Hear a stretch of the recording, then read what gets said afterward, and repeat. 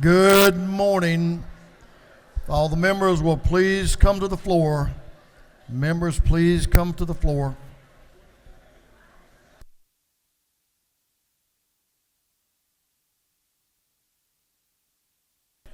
The hour for convening having arrived, all members will please come to the floor and take their seats. Mr. Clerk, will you ring the bell?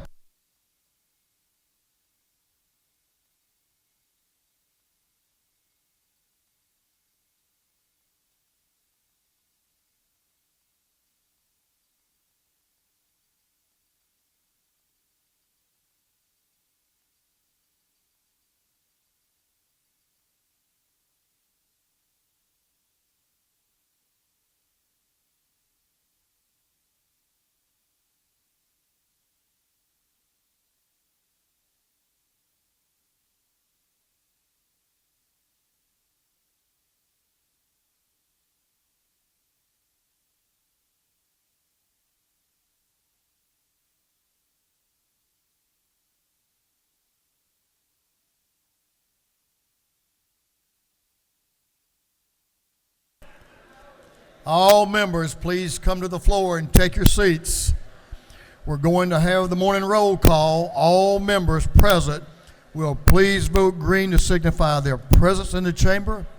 And Mr. Clerk, will you unlock the machines?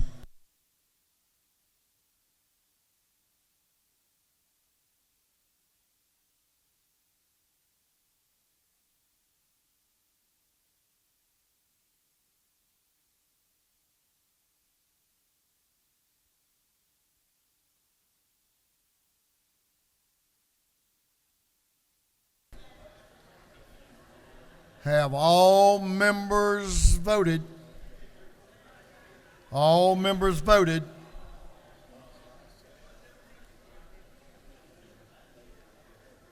If so, Mr. Clerk, will you lock the machine? Doorkeepers, will you please close the doors and keep them closed? Well, good morning.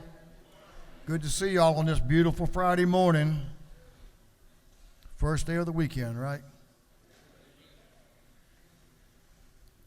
As is our custom, we will begin our day with scripture reading and prayer by the chaplain, after which we will pledge allegiance to the flag of our country. Our chaplain this morning will be introduced by the lady from the 89th House District, Representative Becky Evans. Representative Evans.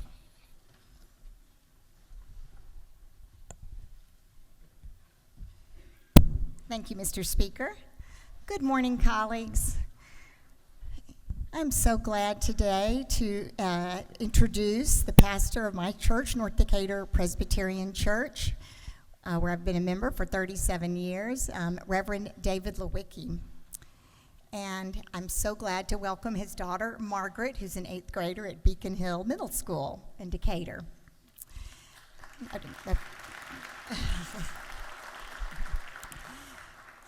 So David has served North Decatur Presbyterian Church as a pastor since 2010. David became a pastor after working as a nonprofit professional. He co-founded and ran Urban Solutions, a youth and community development organization in New Haven, Connecticut from 1998 to 2001, where he was awarded the Echoing Green Fellowship for Social Entrepreneurs. He earned degrees from Yale University and Union Theological Seminary in New York, and he had his MDiv there.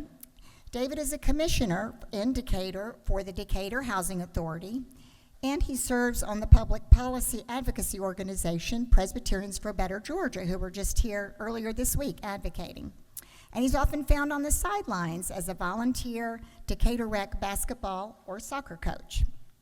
He's married to the Reverend Beth Waltemath, and they are parents of 3 children, 16, 14, and 7. And on a personal note, I just want to say, David's been my pastor for the past 14 years, and I love worshiping at North Decatur. I love listening to his sermons. They uplift me, inspire me, and challenge me in my faith, and and they encourage and strengthen me to go out and help, work to create God's beloved community here in DeKalb and in Georgia.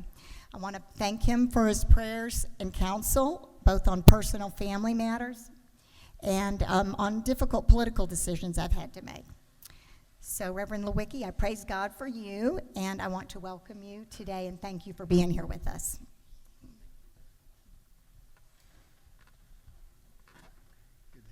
Thank you so much. Thank you. Good morning.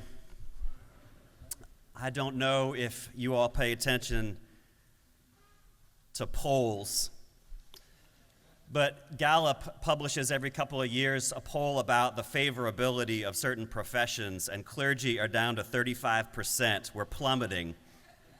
It's depressing when people don't respect what you do.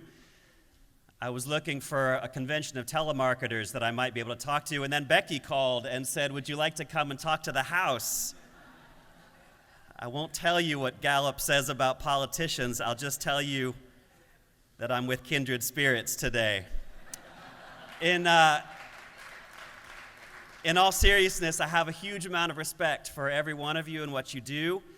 I've met a number of you through the years through my work with Presbyterians for a Better Georgia. Mostly I know about you because of my relationship with Becky.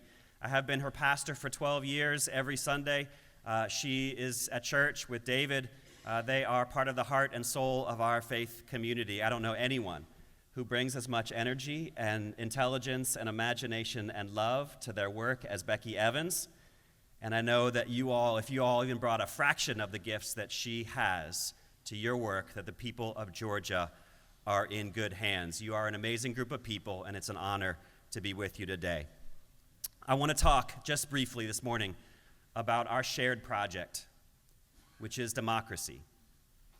Democracy is not just a political system. It is a theological proposition.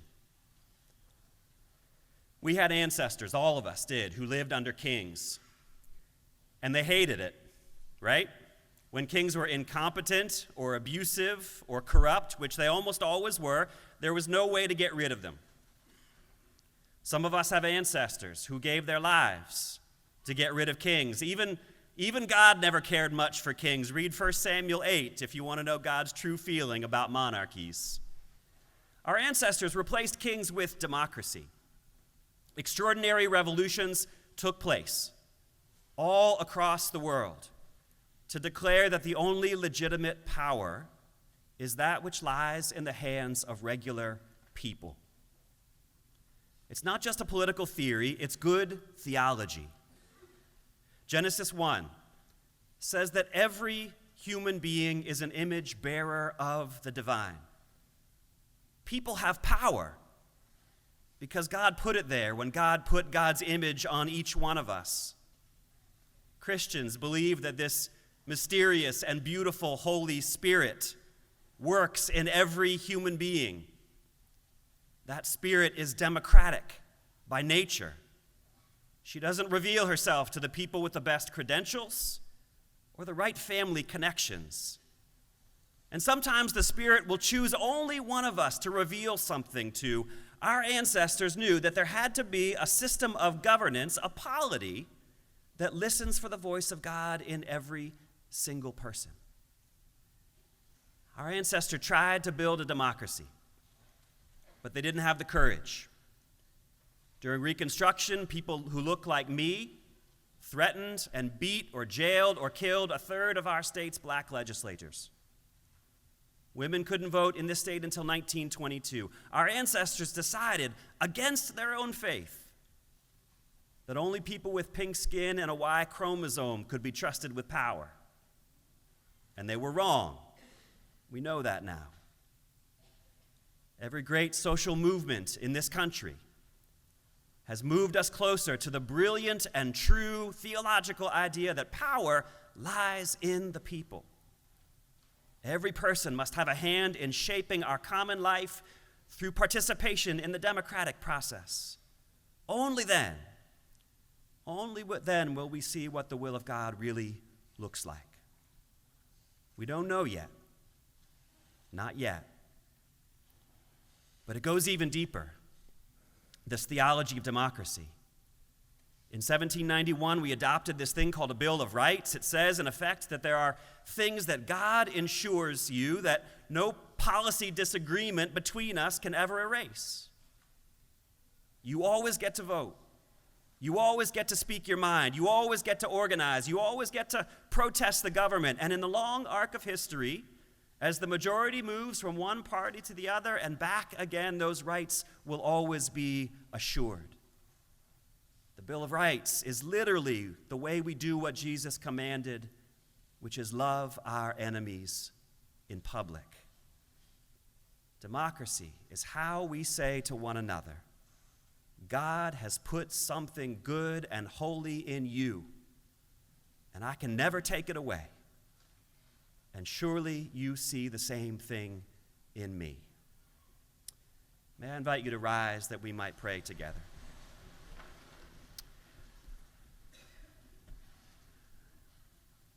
Let's take a deep breath with each other. Oh God, you respond to many names, but wherever we see you, you look like love. May your great love rest on every member of this house today. May your great love rest on every member of every staff. May your great love rest on the women and men whose quiet work behind the scenes allows the sacred work of democracy to carry on. May your great love rest on every person in this state, from Valdosta to Dalton, from Columbus to Savannah. Oh God, love especially those who struggle and suffer this day. Love those who are barely holding on. And love especially those who find themselves in prison this day, either emotional or actual. And God, give us today and every day eyes to see each other as you see us, beautiful reflections of your divine image, each of us given gifts for the common good. And may we have courage to fulfill the promises of democracy. In your many names, in one love, we pray together, saying, Amen. Will you join me in the Pledge of Allegiance? I pledge allegiance to the flag of the United States of America and to the republic for which it stands, one nation, under God, indivisible, with liberty and justice for all. Thank you so much for the opportunity. Appreciate you. David, thank you for that message. And Margaret has a social studies test this afternoon. So I bet she aces it. What do y'all think? After being at this place, Margaret, good luck. Doorkeepers, you may unlock the doors. Members, you may join David in the South Ante room and greet him for a photo, if you will.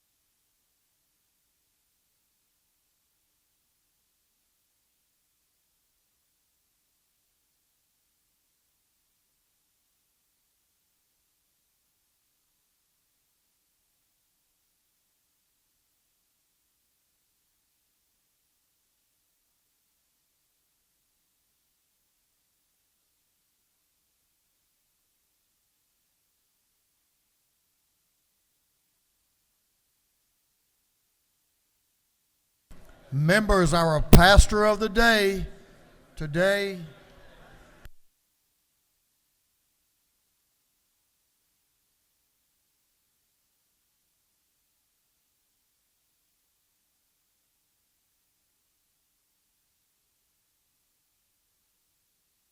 Our doctor of the day today is brought to us by Representative Sheila Jones. Thank you, Representative Jones. Our doctor is Dr. Charles Wilmer.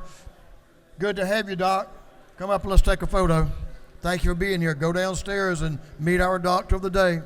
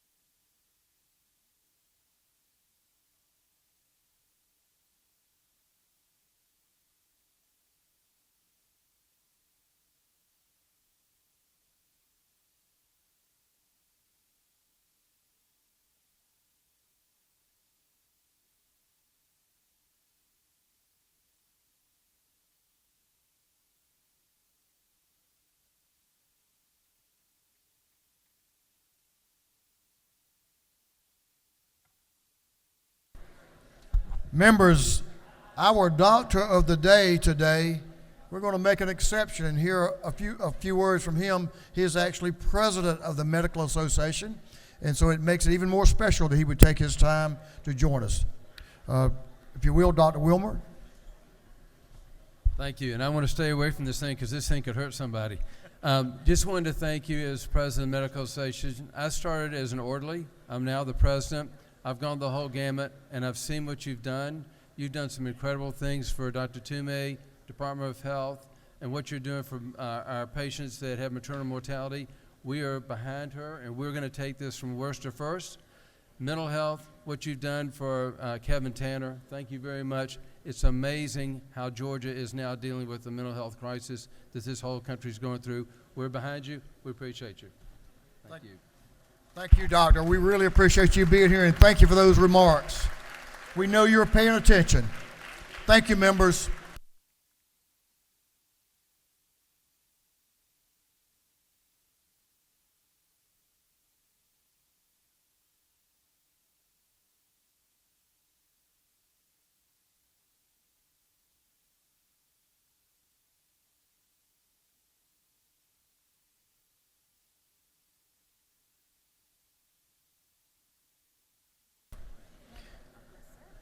Chairman Tarvin, the chair of the Committee on Information and Audits, is recognized. Chairman Tarvin.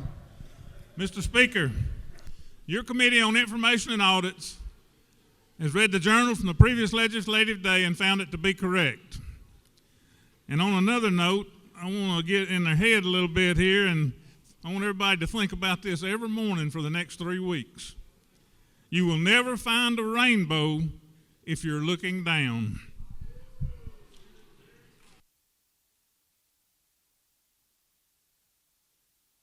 Profound, Mr. Chairman. Profound, and I hope the next 3 weeks our members will remember that. Chairman Tarvin, the chair of the Committee on Information and Audits, reports that the journal of the previous legislative day has been read and found to be correct. Is there any objection to dispense with the reading of the journal? Chair hears none. The reading of the journal is dispensed with. Is there any objection to the confirmation of the journal? Chair hears none, and the journal is confirmed. Mr. Clerk, will you read the resolution establishing the order of business for the day? Representative Administration of the 104th moves that the following be established as the order of business during the first part of the period. Unanimous consents. Introduction of bills and resolutions. First reading and reference of House bills and resolutions. Second reading of bills and resolutions. Reports of standing committees. Third reading and passage of uncontested local bills and resolutions. Morning orders.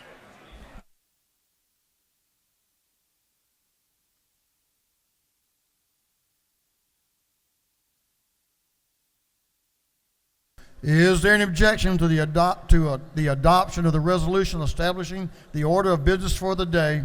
Chair hears none, and the resolution is adopted.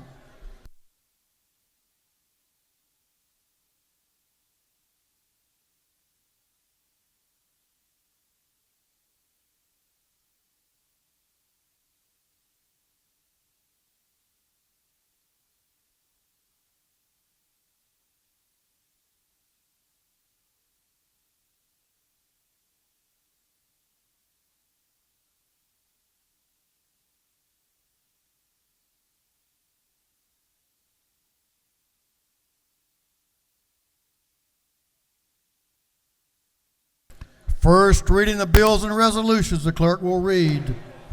House Bill 1456 by Representative Smith of the 18th and Huddleston of the 72nd. A bill being titled an act to amend the act to provide a new charter for the city of Mount Zion. Intergovernmental coordination. House Bill 1457 by Representative Townsend of the 172nd. A bill be entitled Act to amend Article 2 of Chapter 7 and Title 4080 of the Official Code of Georgia Annotated relating to imposition rate computation exemptions and credits. Ways and Means. House Bill 1458 by Representative Jaspers of the 11th. A bill be titled an act to amend the act creating the Board of Commissioners of Pickens County. Intergovernmental coordination. House Bill 1459 by Representative Campbell, the 171st, Dickey, the 145th, and Green, and the 154th. Bill be titled an act to amend Code Section 48.8, 3.3 of the Official Code of Georgia Annotated relating to exemptions for agricultural operations. Ways and Means. House Bill 1460 by Representative Gaines, the 120th, Donahue, the 31st, Irwin, the 32nd, and Persinger, the 119th. Bill be titled an act to amend an act providing a homestead exemption from City of Commerce Independent School District ad valorem taxes. Intergovernmental coordination. House Bill 1461 by Representative Gaines, the 120th, Donahue, the 31st, Irwin, the 32nd, and Persinger, the 119th. Bill be titled an act to amend an act providing homestead exemption from all Jackson County ad valorem taxes. Intergovernmental coordination. House Bill 1462 by Representative Thomas, the 65th, Glaze, the 67th, Jackson, the 68th, Olalier, the 59th, Maynard, the 56th, and others. The bill be titled an act to amend an act to incorporate the city of Chattahoochee Hills Country. Intergovernmental coordination. House Bill 1463 by Representative Thomas, the 65th, Glaze, the 67th, Jackson, the 68th, Olalier, the 59th, Maynard, the 56th, and others. Bill be titled Act to authorize the governing authority of the city of Chattahoochee Hills. Intergovernmental coordination. House Bill 1464 by Representative Thomas, the 65th. A bill be titled an act to amend Code Section 31, 2A18 of the Official Code of Georgia Annotated relating to the establishment of the low THC oil patient registry.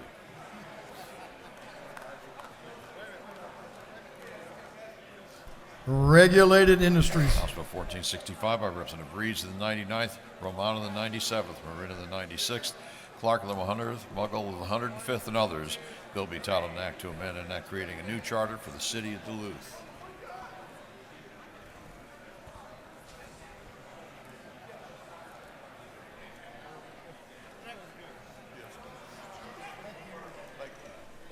Intergovernmental coordination. House Resolution 1351 by Representative Oliver of the 82nd, Trenton of the 85th, Mitchell of the 88th, Bennett of the 94th, Holcomb of the 81st, and others. A resolution recognizing the United States military veterans and dedicating a highway in their honor. Transportation. House Resolution 1352 by Representative Stevens, 164th, Lumsden of the 12th, Hitchens, 161st, Mathis, 149th, Deloach of the 167th, and others. A resolution creating the Flood Disaster Risk Reduction and Recovery Joint Study Committee. Governmental Affairs. House Resolution 1353 by Representative Stevens, the 164th, Lumsden of the 12th, Hitchens, the 161st, Mathis, the 149th, Deloach of the 167th, and others. A resolution creating the House Study Committee on Funding for Flood Disaster Risk Reduction and Recovery. Governmental Affairs. House Resolution 1354 by Representative Stevens, the 164th, and Gilliard, the 162nd. A resolution creating the House Coastal Area Regional Workforce Mobility and Connectivity Study Committee.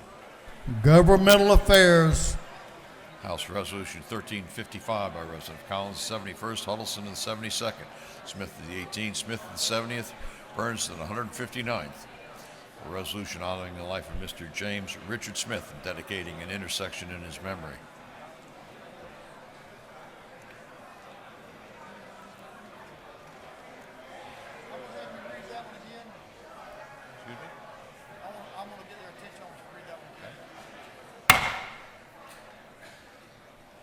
This House will come to order. Members, take your seats. I want you to give the clerk your attention. Members.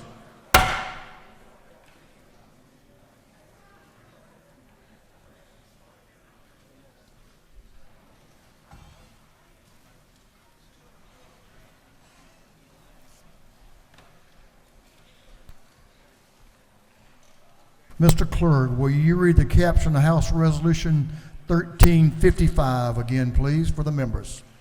House Resolution 1355 by Representative Collins, the 71st, Huddleston of the 72nd, Smith of the 18th, Smith of the 70th, Burns of the 159th. A resolution honoring the life of Mr. James Richard Smith and dedicating an intersection in his memory.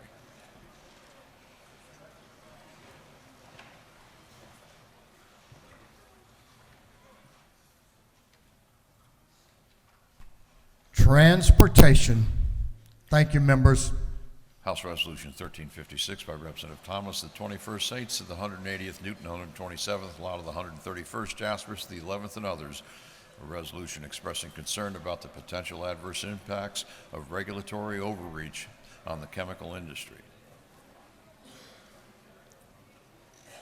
Mr. Clerk, I'm going to assign that to regulated industries, and I'll ask you to hold. Members, I'll just let you know that the messenger just let me know an important piece of information. Y'all know that I like to talk about a story seldom told is soon forgotten.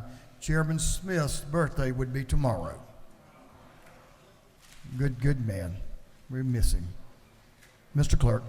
House Resolution 1357 by Representative Fleming of the 114th, a resolution honoring the lives of Lieutenant Colonel retired Benjamin Fred Christian and Mrs. Sandra Kitchens Christian and dedicating a roundabout in their memory. Transportation. House Resolution 1358 by Representative Buckner of the 137th, Hughley of the 141st, Smith of the 138th, and Reese of the 140th. A resolution recognizing Medal of Honor recipient Colonel Ralph Puckett Jr. and dedicating a roundabout in his honor. Transportation. House Resolution 1359 by Representative Thomas, the 65th, a resolution urging the state of Georgia to recognize cannabis as a vital mechanism to alleviating the opioid crisis in this state.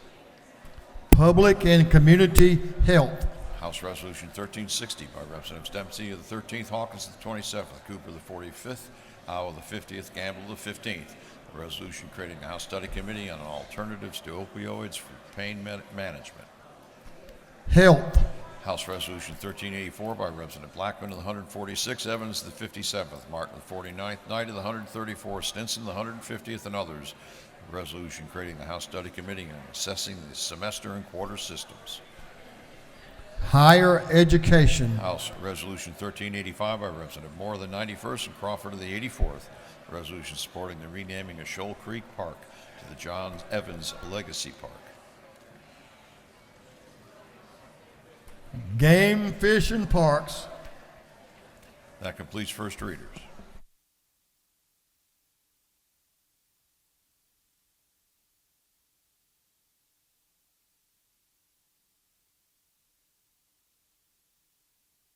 Second reading of bills and resolutions. The clerk will read. House Bill 1449 by Representative Collins of the 71st, Smith of the 18th, Huddleston of the 72nd, Smith of the 70th. A bill to provide a new charter for the city of Villa Rica. House Bill 1450 by Representative Holly of the 116th, Douglas of the 78th, Mathiak of the 74th, Crow of the 118th, Lewis Ward of the 115th, and others. A bill to amend an act creating the Henry County Airport Authority. House Bill 1451 by Representative Franklin of the 160th. A bill to provide a new charter for the city of Brooklyn.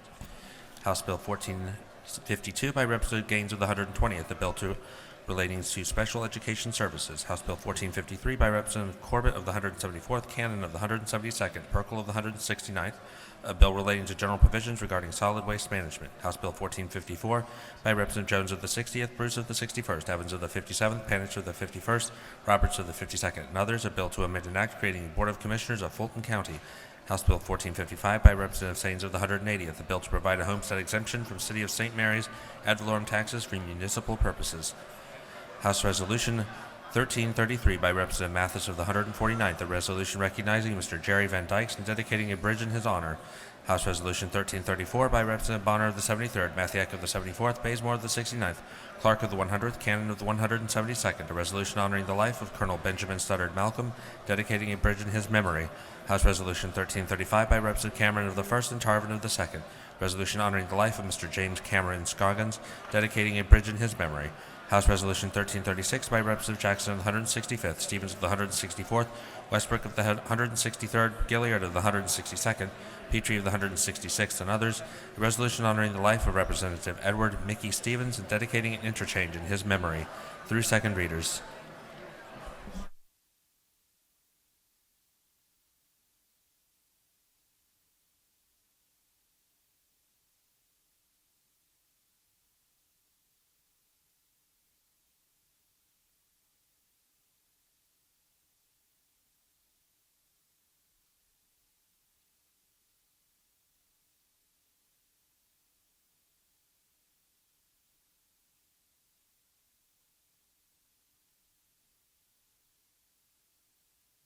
Reports of standing committees. Mr. Clerk, will you read? Representative Yurda, the 152nd District Chairman of the Committee on Code Revision, submitted the following report. Mr. Speaker, your Committee on Code Revision has had under its consideration the following bill of the Senate. Has instructed me to report the same back to the House with the following recommendations. Senate Bill 448 do pass. Respectfully submitted, Representative Yurda, the 152nd District Chairman. Representative Ron Stevens, the 164th District Chairman on Committee on Economic Development and Tourism, submitted the following report. Mr. Speaker, your Committee on Economic Development and Tourism has had under its consideration the following bill of the House. Has instructed me to report the same back to the House with the following recommendation. House Bill 1440 do pass by substitute. Respectfully submitted, Representative Ron Stevens, the 164th District Chairman. Representative John LaHood of the 175th District Chairman of the Committee on Governmental Affairs submitted the following report. Mr. Speaker, your Committee on Governmental Affairs has had under its consideration the following bills of the Senate and has instructed me to report the same back to the House with the following recommendations. Senate Bill 171 do pass. Senate Bill 212 do pass. Respectfully submitted, Representative John LaHood of the 175th District Chairman. Representative Beth Camp of the 135th District Chairman on Committee on Intergovernmental Coordination Local submitted the following report.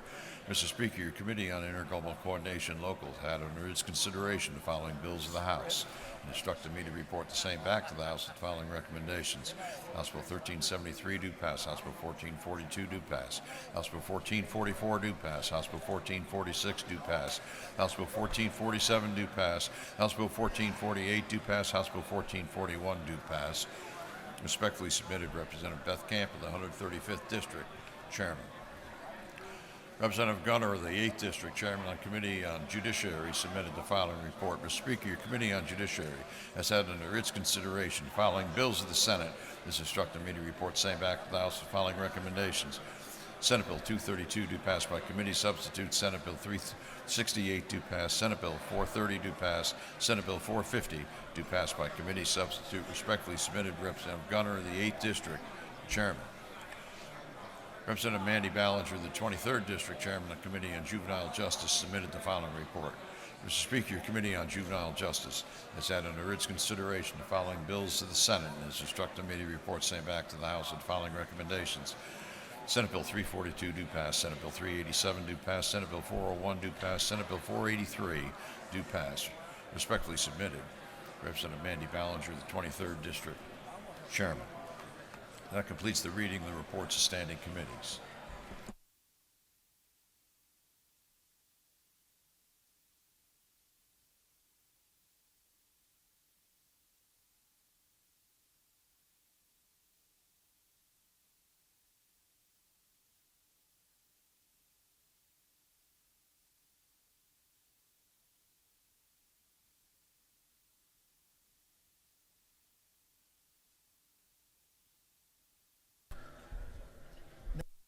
Calendar. Members, we do have a local calendar this morning. Local calendar. Members will come to the floor, take your seats. One bill on the local calendar relates to homestead exemption and requires a recorded 2/3 vote, roll call vote for passage. Third reading and passage of uncontested local bills.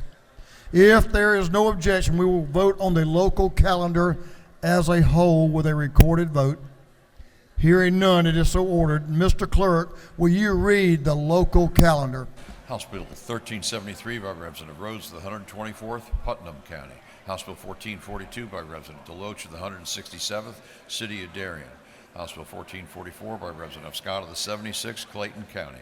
House Bill 1446 by Representative Persinger of the 119th, Barrow County.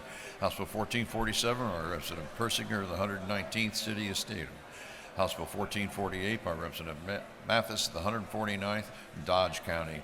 House Bill 1441 by Representative Meeks of the 178th, Appling County.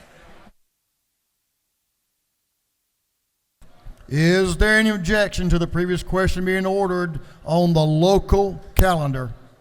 Chair hears none. The previous question is ordered. Is there any objection to agreeing to the report of the committee, which was favorable to the passage of the bills? Chair hears none. The report of the committee is agreed to. Shall these bills now pass? All in favor of the passage of the bills will vote yes. All those opposed will vote no. And Mr. Clerk, will you unlock the machines?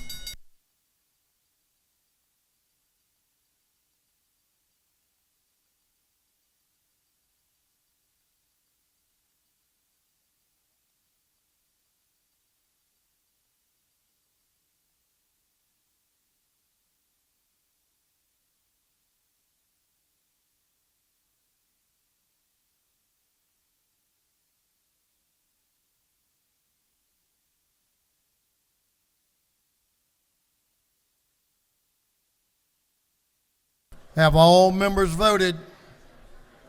All members voted. If so, the clerk will lock the machine. On the passage of the local calendar, the yeas are 161, the nays are 0. These bills, having received the requisite constitutional majority, are therefore passed.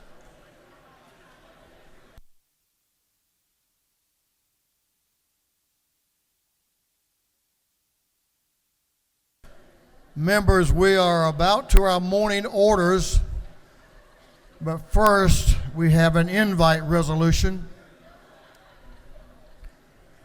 And I hope y'all will pay attention to our invite resolution.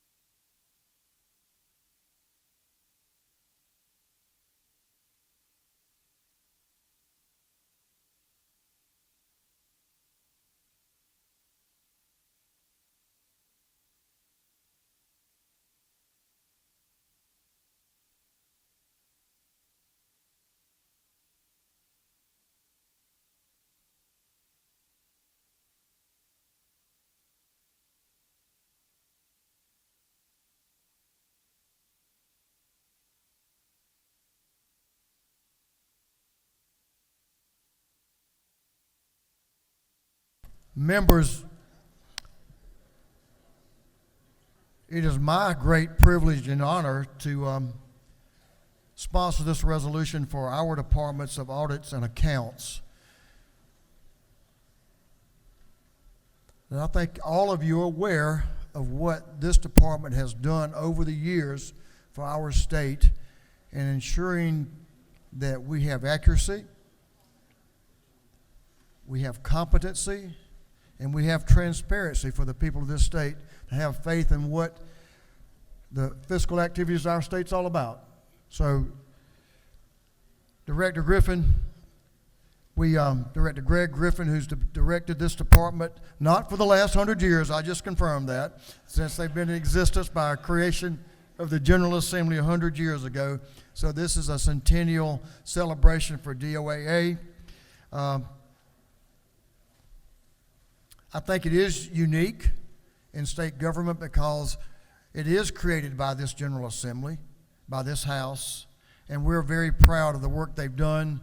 I hope you'll read the resolution. I'll have the clerk read the caption to the resolution, if he will, and then I'm going to recognize the director to give some remarks, and we appreciate them being here. Mr. Clerk, will you read the caption to House Resolution 1061? House Resolution 1061 by Representative Burns in the 159th, Martin in the 49th, Hatchett of the 155th, Blackman of the 146th, and Carson of the 46th. A resolution recognizing and commending the Georgia Department of Audits and Accounts upon its 100th anniversary. Along with our state auditor today, we have Michelle Nichols. Michelle, if you'll raise your hand, and Christy Owens. Christy, thank you for the work you two do. We know that Greg does great work, but he couldn't do it without you and y'all's staff. So at this point, ladies and gentlemen of the House, I want to introduce to you, and I think all of y'all know, our state auditor, Greg Griffin. Mr. Griffin serves with distinction, and I appreciate very much the job that he does in his area of responsibility. So with no further ado, Greg, come up and say some words and speak to the House on this 100th celebration of the creation of the department.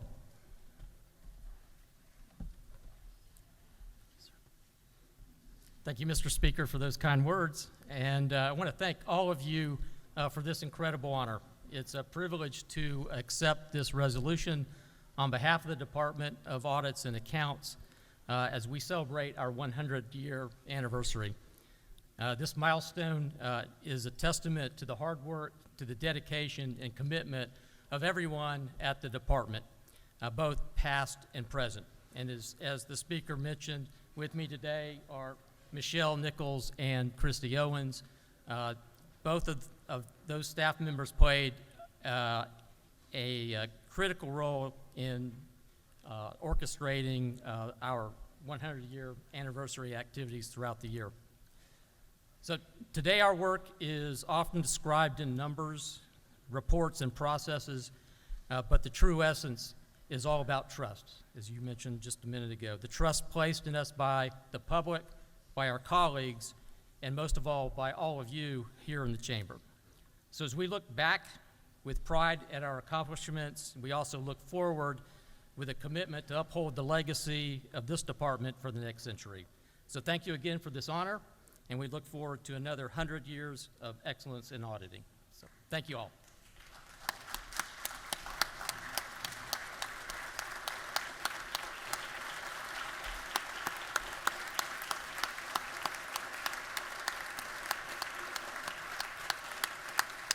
That's a great reception from the House. Thank you again for doing that. We're going to get some pictures right there. So we'll, I want to thank you, Greg, again for your work. Y'all just stay here with me just for a moment longer. I know you have to get back to auditing. I know y'all are always busy. So we appreciate what you do keeping up with the business of the state.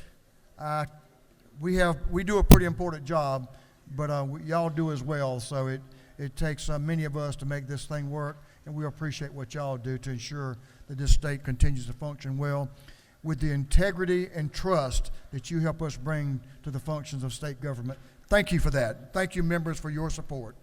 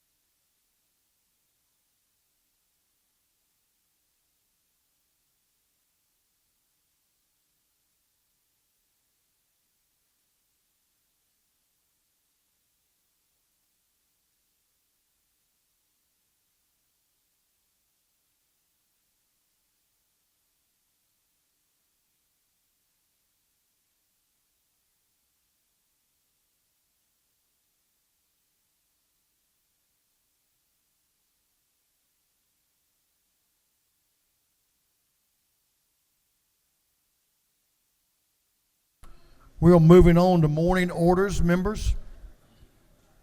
So we have several morning orders this morning, and then we have some special remarks that will be made by a couple of our members. So I will ask you to ensure that you do your job and make your recognitions, and we'll keep things moving. So at this time, we're going to recognize the Dean of this House, Chairman Green, Chair Lady Houston, and Chair Lady Taylor for a morning order. Thank you, Mr. Speaker. I want to welcome to the House of Representatives this morning the students and members of the Southwest Georgia Academy. This is Ms. Hatch's 4th grade students, and Mr. Tommy Harrison has brought so many students here to this Capitol that we want to welcome him as well. This is from Damascus, Georgia. Welcome to your state capital. If you'll please rise. Thank you so much for being here this morning. Thank you so much, Mr. Speaker.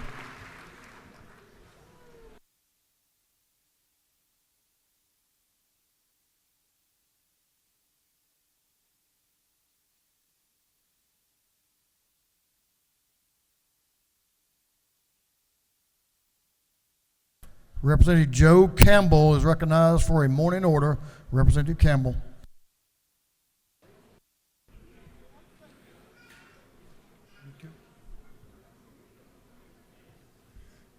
Thank you, Mr. Speaker. We have with us today in the balcony the senior class officers of the Baconton Charter School, and along with Miss Connie High, who is their sponsor. And I think she had a lot to do with them being up here. They left South Georgia at 4 o'clock this morning to be here. Baconton Charter School is an excellent school. It's a success story. It's doing a great job, and they continue to grow and get better. We appreciate that. We would like for y'all to stand up if you would, and if y'all would join me in giving them appreciation. Thank y'all. Thank y'all for coming.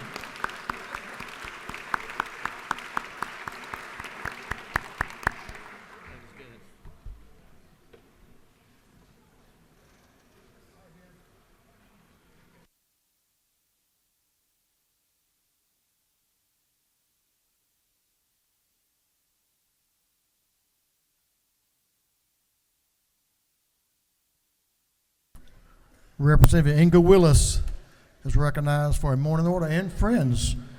Representative Draper is with her as well.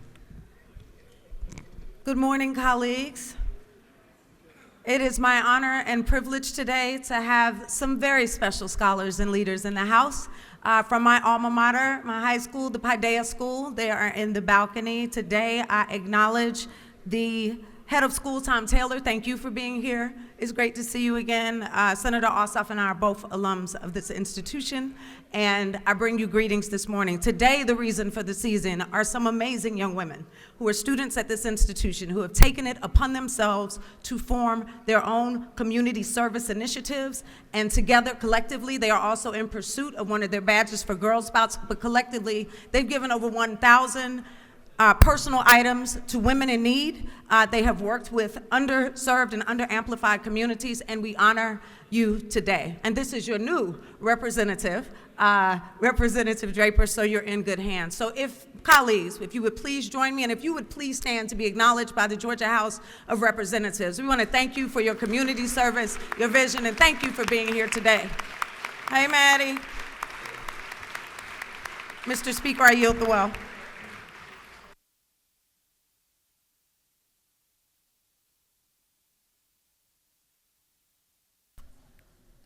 Chairman Mac Jackson, recognized for a morning order. Thank you, Mr. Speaker. Today we have in the gallery some very special people from the entertainment industry here in Atlanta, Georgia. We have Mrs. Elizabeth Libby Anthony and my good friend, Marvelous Mo Mars. Won't you stand so you can be recognized for being here today? Ladies and gentlemen, won't you help me to welcome them to the People's House here in Atlanta, Georgia, at the Georgia State Capitol. Welcome. Thank you, Mr. Speaker. Thank you, Representative. Welcome to the People's House. If you'll come down to the third floor, we'll get some pictures in the anteroom. Third floor anteroom. Get some photos. Thank you for being here. Thanks to all of our friends who are here this morning. It's always special when you come to the People's House. Representatives Alexander, Anelowitz, and Representative Hughley recognized.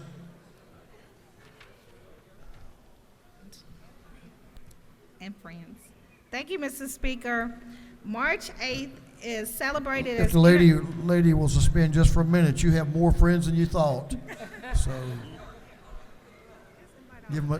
give them a chance to get down, if you will. Here comes one more. Okay. Two more. Actually, Mrs. Speaker, if all the women can stand and those that can come down, we appreciate it. Yes. Thank you, Mr. Speaker. March 8th is celebrated as International Women's Day. International Women's Day is a global celebration that honors the remarkable achievements, struggles, and contributions of women across all circles of life. It is a special day dedicated to recognizing and appreciating the invaluable role women play in shaping our societies, bringing down barriers, and driving positive change. Also, we are celebrating 100 years of women in this house.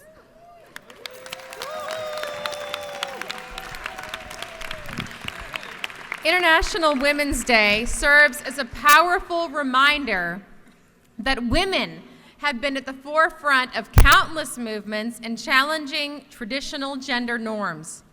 On this day, people around the world come together to celebrate the progress made towards gender equality while also acknowledging the ongoing challenges and obstacles that women still face.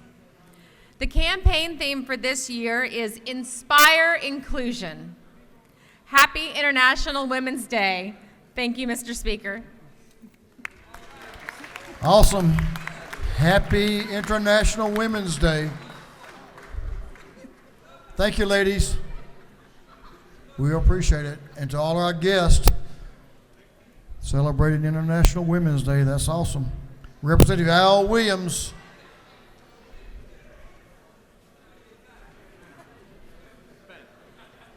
Is this a resolution for another Ladies' Day? No, they've done a good job, Mr. Speaker. Thank you. This is just to give you a quick heads up. This is a little bill that affects everybody that didn't make it this year and hasn't made it yet, but maybe next year. It's called peer-to-peer. 64% of Georgians transfer money on these platforms. And all this bill asks, because the big problem is millions is being lost because of a mistake with the send button. This is asking for 30 minutes for cooling off time so the person may have an opportunity to change their mind. It adds no cost to the banks, costs nobody nothing. It just helps you. Friend of mine sent some money and she called the person and said, you know that's not for you, it's a mistake. And his response was, I'm going to consider this my blessing. I won't tell you the blessing she gave him. But think about this bill. There's not a district in Georgia that does not have citizens that this affects. This is consumer protection. Just give 30 minutes cooling off so the person might be able to say, I really didn't mean to make that transaction. I'm going to be looking forward to next year, but if you pick me up and carry me, we might take it across the finish line this year. Thank you, Mr. Speaker.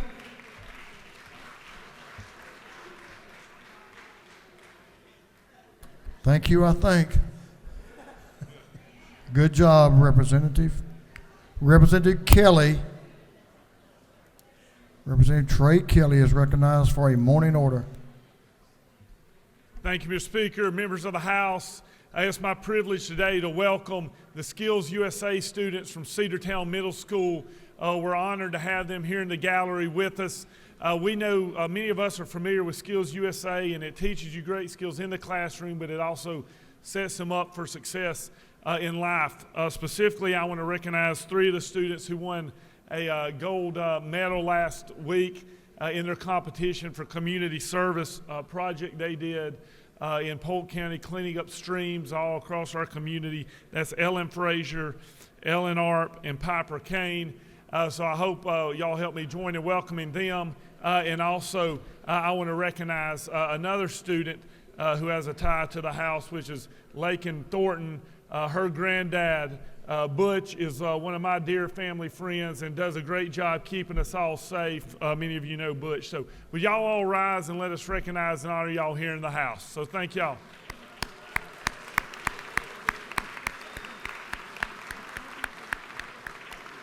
Thank you, Mr. Speaker, and I'll yield the will. Welcome. Great group there, Representative Kelly. Hope you take them all to lunch. Good to have y'all. Majority Leader F. Stration is recognized for a morning order. Thank you, Mr. Speaker. Today we have some very special college students here with us. The Georgia Association of College Republicans is having their day at the Capitol. I previously served as chairman of that fine organization. College students, if you'd please rise so we could give you a hand. Thank you so much for being here. Thank you, Mr. Speaker. Good to have y'all. It's always important when our college students, our future leaders right there. Appreciate y'all being here. Representative Doreen Carter is recognized for a morning order. Thank you, Mr. Speaker, and good morning, colleagues. We have a special group of ladies here with us today in honoring International Women's Day, International Women's Business Day. So we have the Global Sisters Speak Network here with us. They're a group of leaders from the film and entertainment business.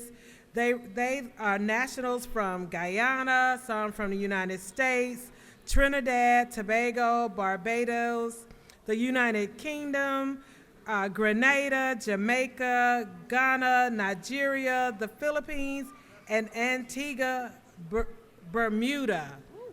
Yes. So if you would, ladies, please stand. Their founder is here with us, Miss Sabrina Kelly, and my good friend is here with us, Miss Teresa. And their organization's mission is to foster a circle of women and girls globally to live their authenticity abundantly in business and community endeavors. Ladies, welcome to the People's House, and thank you for all that you do. And you can meet us downstairs, and we'll take pictures in the anteroom. Thank you, Mr. Speaker. We yield the well. Thank you for being here. I love your flags and I love your dresses. Y'all look great. Thanks for being with us and celebrating. Representative Tran is recognized for a morning order. Thank you, Mr. Speaker. I'd like to thank the students, the third graders from Tally Upper Elementary School for coming to the People's House. They've just left, but thank you for coming here, and thank you, Mr. Speaker. Tell them we were pleased and excited they're here, if you will, Representative. Representative Gabe Okoye is recognized for a morning order. I think you like it in the well, don't you? Representative. Thank you, Mr. Speaker. I'm not recognizing the janitor today, Mr. Dewey, Representative Dewey McLean, but Mr. Speaker, I wanted to recognize a very special friend of mine, somebody who has helped me out every time I hit the campaign trail. She happens to be here this morning, and I would like Miss Deborah Georges to stand and be recognized. Thank you.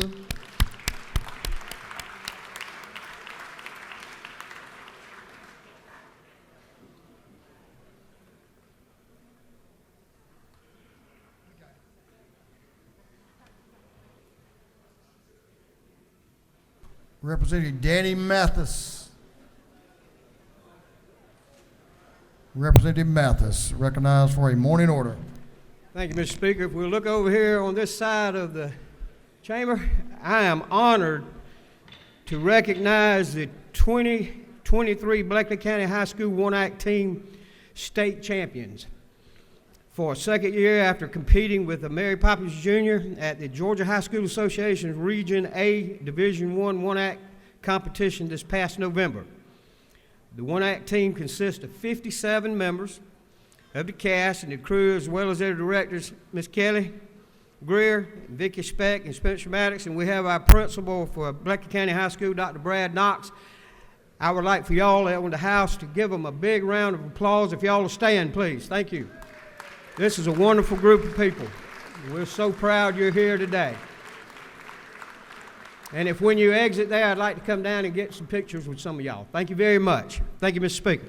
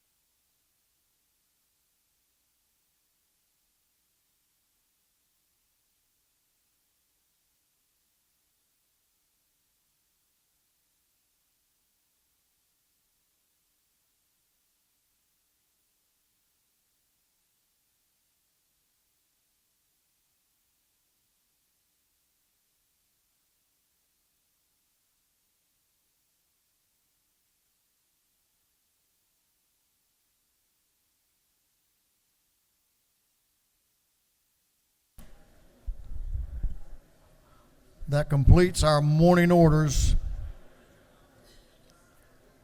Members, if you'll come to the floor. Members of the House, if you'll please come to the floor.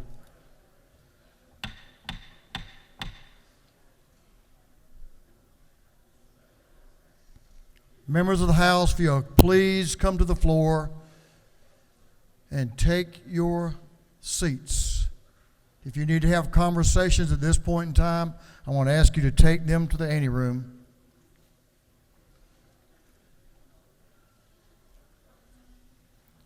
We all know that this house is a great big old family.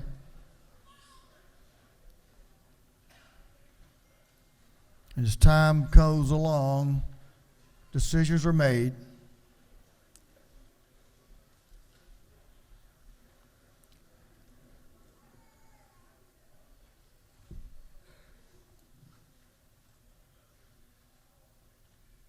Sometimes decisions are made that members of our family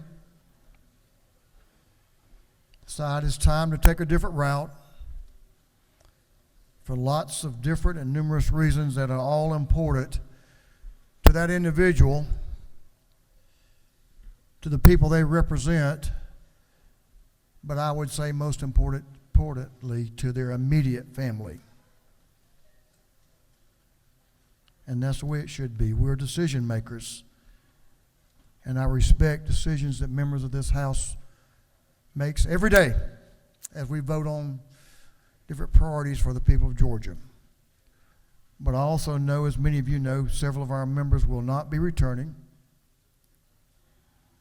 Bittersweet time as we reflect on their service to the people of this state and certainly to their districts. So this morning, we're going to hear from a couple of our members that have made the decision not to return to this House in 2025. We're going to recognize them to come to the well and make some comments, and we want to begin that process today with a friend, someone who I respect. He's been known in some spaces as Big Papi, and that's probably the name he probably appreciates and relishes more than any other, I'd say. Representative Greg Kennard is recognized for his comments. Representative. Thank you, Mr. Speaker. This is my farewell address-ish. It's kind of a sort of farewell address. I intend to have a little fun with this. So this morning I present to you my 7 takeaways from my experience at the House.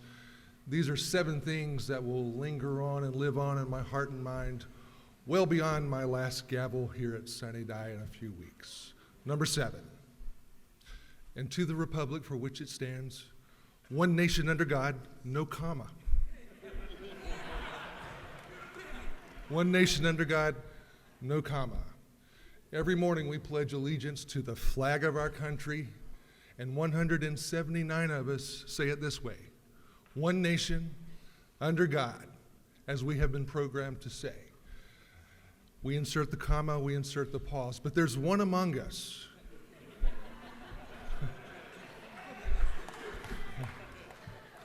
who stays true to the original text.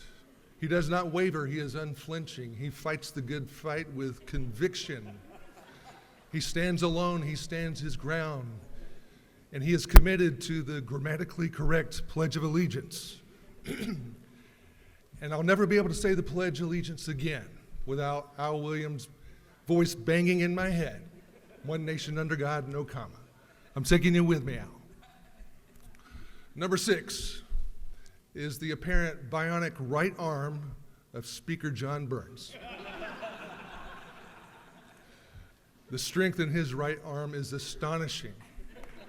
My God, this man snaps gavels like they're twigs, like they're toothpicks.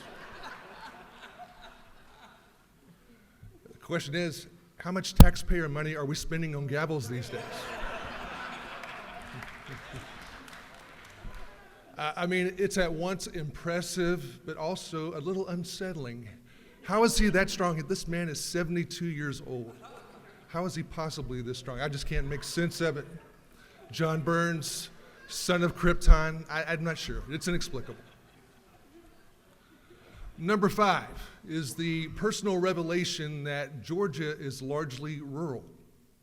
Georgia is mostly rural. I did not know that. I grew up in Gwinnett County, the metro Atlanta area. My lived experience with Georgia is that it's suburban and urban. But then I became a member of the General Assembly and met all the representatives and senators from the other parts of Georgia, and it just dawned on me that there are more of you than there are of us. There's a lot of folks representing rural Georgia, as evidenced by all the pickup trucks in the parking deck. My goodness, I drive in every morning and there are rows and rows, lines as far as the eye can see. F-150s, Silverados, Rams, Tacomas. Show of hands, if you own a pickup truck, let me see your hand. Ladies and gentlemen, the Monster Jam Caucus. Number 4, all the sayings and colloquialisms that we say inside this Capitol building that make sense in here, but are never said outside. You just hear these things over and over while we're in session. Colloquialism, sayings like this: is this the hill you're going to die on? Or, I got to keep my powder dry. Or my personal favorite, the juice is just not worth the squeeze. Another one that I find annoying because we use it over and over ad nauseum, it's just, you know when it's coming. This legislation is a solution looking for a problem, right? And then there's one little phrase, it's almost a grunt. I didn't make sense of it for a few weeks, but it's just 2 letters, 1 syllable, but it's this little noise sound word called ag. Ag. Kept hearing people say ag. I was like, why is everybody clearing their throat around it? Heard about ag bills and the ag committee and the ag building. It took me about 3 weeks to figure out what y'all were saying. Ag is short for agriculture. Agriculture. I guess 4 syllables is just too high of a bar to clear. We've got to reduce this down, simplify it, ag. Number 3 is what I call cornbread gate. Cornbread gate. It's HB 1048. The gentleman from Dalton is trying to deep fake us. This AI-generated disinformation trying to bamboozle Georgians and us into believing that the state official bread should be cornbread. I call fake news. Everybody knows better. Biscuit is the superior bread. I know this because I did my own polling this week. It was evidence-based, it was scientific. I sent most of the contacts of my phone 1 simple text, 1 question. If you had to pick between cornbread and biscuit, which would be your preferred? The numbers do not lie. This is the way they came back. 2% were undecided. They couldn't pick. 32% said cornbread. A whopping 66%. It was a landslide victory. They said biscuit was their preferred bread. The numbers do not lie. I also did my own personal taste test over last weekend. I had a meal with cornbread, and it was good. It's tasty. I have no beef with cornbread. It was worth eating. But then I had a plate of biscuits and gravy. A very different experience. Goosebumps. The hair on my arm was raised. The Holy Spirit was all over. Heaven came down and glory filled my soul. I was taking the bites of biscuits and just thinking, won't he do it? Won't he do it? The spirit of Sophia came on me. That's how I know there is a God. There is a God. Yeah, so I'm calling on Governor Kemp. If that 1048 reaches his desk, veto it. Georgians deserve better. This is the hill I will die on.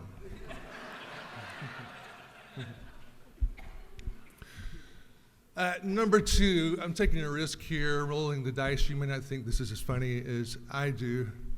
Does everybody know who Ron Burgundy is? Ron Burgundy is a Will Ferrell character in the movie Anchorman. And so Ron Burgundy is a local news anchor at a San Diego news station. And before he goes through his his live newscast, he always does this warm-up. And it's kind of funny, tongue twister, it's a mouthful, just to warm up his voice and get the juices flowing, his lips loose, so he can say the broadcast with proper diction. But he says things like, the Human Torch was denied a bank loan. The Human Torch was denied a bank loan. And he says, the arsonist had oddly shaped feet. The arsonist had oddly shaped feet. Well, in the spirit of Ron Burgundy, there's some things we say in this chamber that I think are nice warm-ups that we can use over and over. You do some public speaking, you can use some of these phrases. These are things that we do say, things we could say, like this. I was recognized by the speaker for a parliamentary inquiry. The legislation was recommitted to the Committee of Intergovernmental Coordination. I went to the well to speak against prosecutorial oversight and mandatory minimums. And then one more. This bill was sponsored by Terry Anulowitz, Martin Montahan, Farouk Mughal, Mary Margaret Oliver, and Chairman Chokas. Chairman Chokas.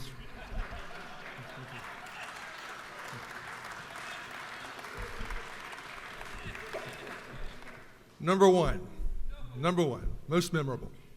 It will stay with me forever.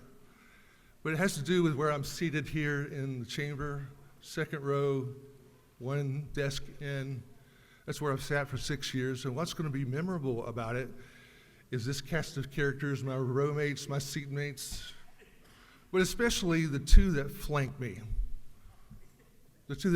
On one side is Emory Donahue of Gillsville, Georgia, Hall County. And then on the other side is Representative Park Cannon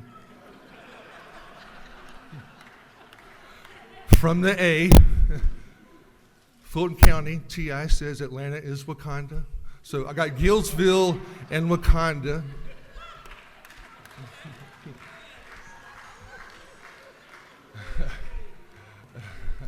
So I want you to catch the gravity of that. Emory Donahue, Park Cannon. Park Cannon, Emory Donahue. One of these things is not like the other.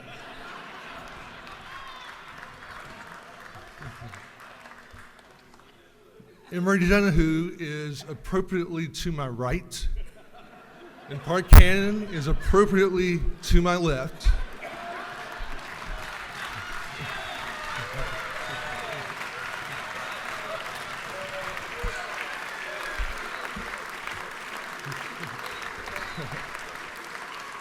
And I am in the middle.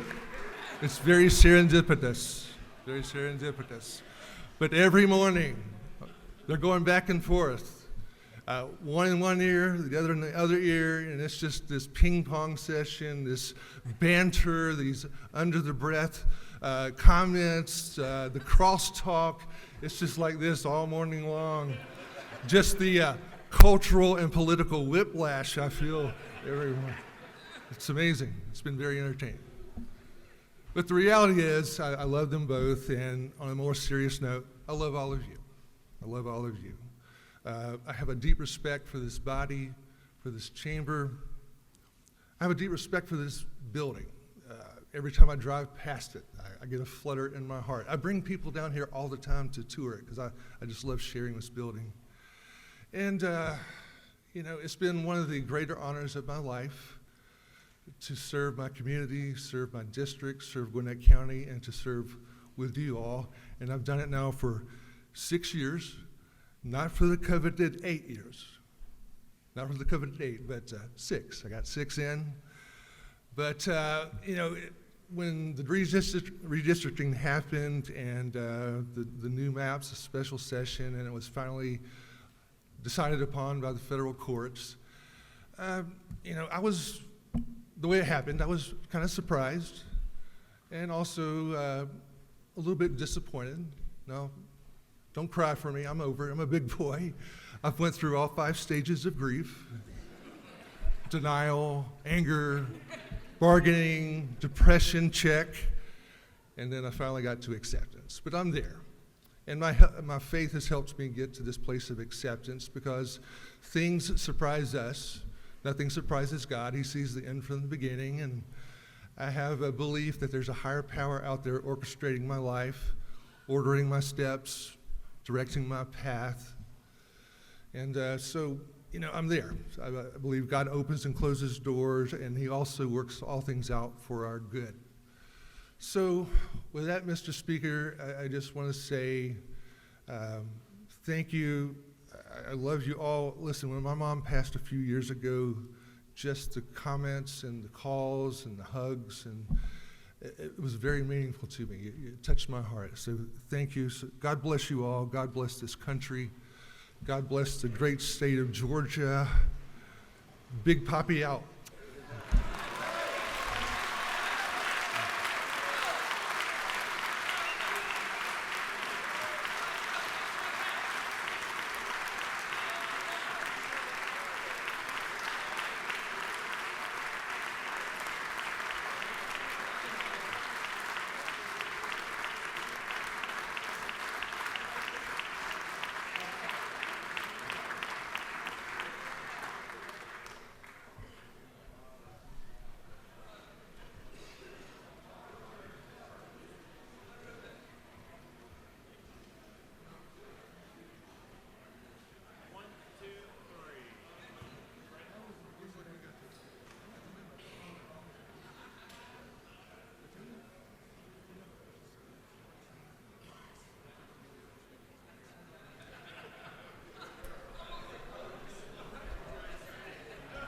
Representative Kennard, I wanted to make an observation about your comments.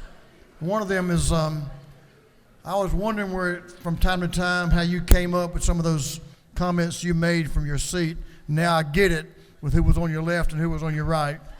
But I also want to apologize to you for putting you in that position. I'll be a little bit more reasonable in the future with some of these placements on seat selections. Thank you for your service. Thank you for your care for your family, your grandchildren, and Godspeed to you and everything that's in front of you. I do believe there is a path that's laid out by the good Lord, and there's no doubt about that. We'll have another, well, I don't know about this one. Marie, you and John David, y'all come down front if you will.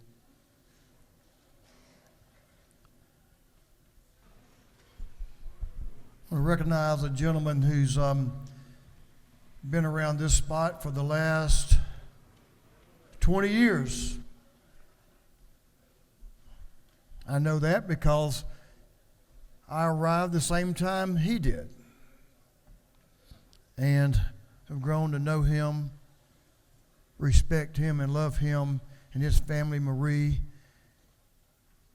and that John David Knight right there in front of me. What a handsome young man. We're going to miss all of our folks who are taking that next step forward. We know that Chairman David Knight has represented his people with distinction, with integrity, with passion, no doubt about that, with great ingenuity from time to time, and with all of those things it takes to make a good/great representative. As a friend, I can't tell you how much that we will miss seeing you on a day-to-day basis and good conversations we've had. I say all that to preface, Mr. Chairman, you're recognized to speak to the members of your family. Didn't realize how hard this would be. But you know, there's a season for all things. And and at the end of this term, I will have served 20 years in the Georgia House of Representatives. And after much prayer and discussion with my wife, Marie, I've decided it will be my last term. You know, like a long Georgia fall season, often it takes a frigid Arctic blast to remind you that the next season is upon us. And for me, that was the passing of my dear friend, Richard Smith. You know, we've lost some great people. Chairman John Meadows, Chairman Jerry Powell, Speaker David Ralston.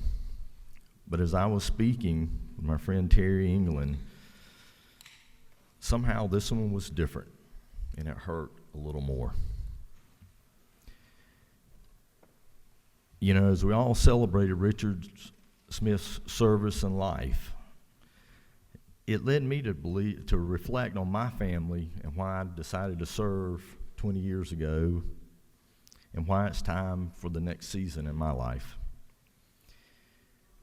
Karen, we went to the funeral together, as most of us did. Most of you remember the pastor.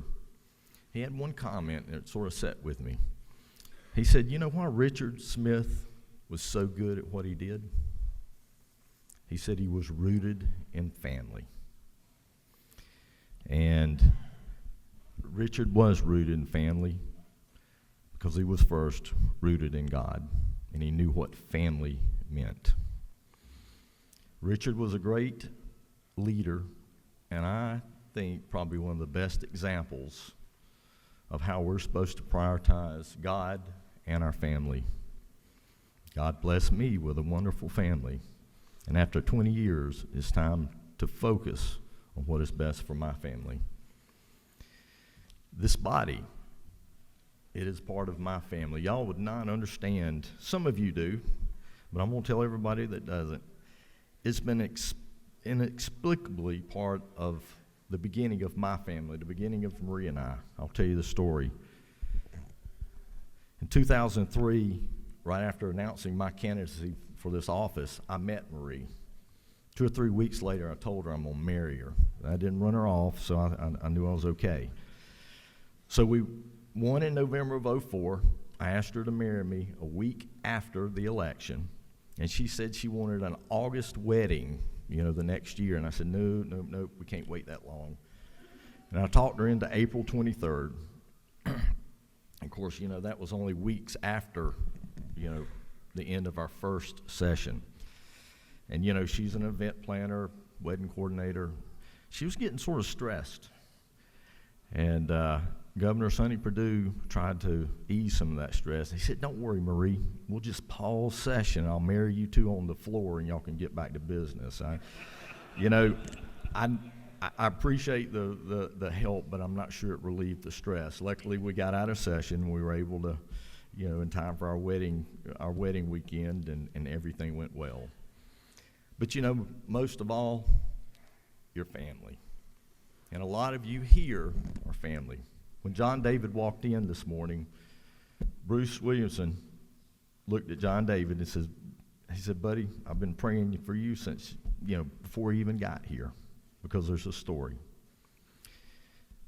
Marie and I had about an 8-year journey in trying to have John David. Endometriosis, surgeries, pulmonary embolisms, IUIs, miscarriages, failed IVF, and it was quite a struggle. And a lot of you were here, and you prayed for us, and you helped get us through that time. And to my friend John Burns and Dale, they were our roommates. And I'm not sure we would have gotten through this without y'all. Thank you. But there's a good story.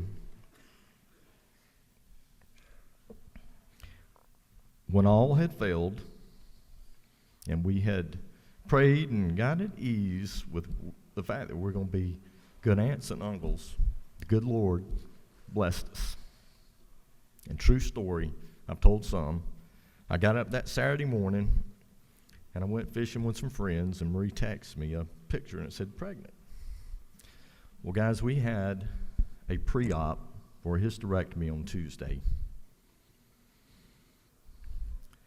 And we called the OBGYN on Monday and said, we'll see you tomorrow, but we're pregnant. And that's how John David got here. But it's family, and y'all are family. And we got to remember what family's for, because when we act in the best interest of family, as God would have us to, we're going to act in the best interest of the people of Georgia. And I hope I've done that. Long before I got up here, I had a Bible verse that is at my core, and I hope has guided me. And it's 1 Peter 3:15 through 16. But in your hearts, revere Christ as Lord. Always be prepared to give an answer to everyone who asks you to give a reason for the hope that you have. But do this with gentleness and respect, keeping a clear conscience, so that those who speak maliciously against your good behavior in Christ may be ashamed of their slander.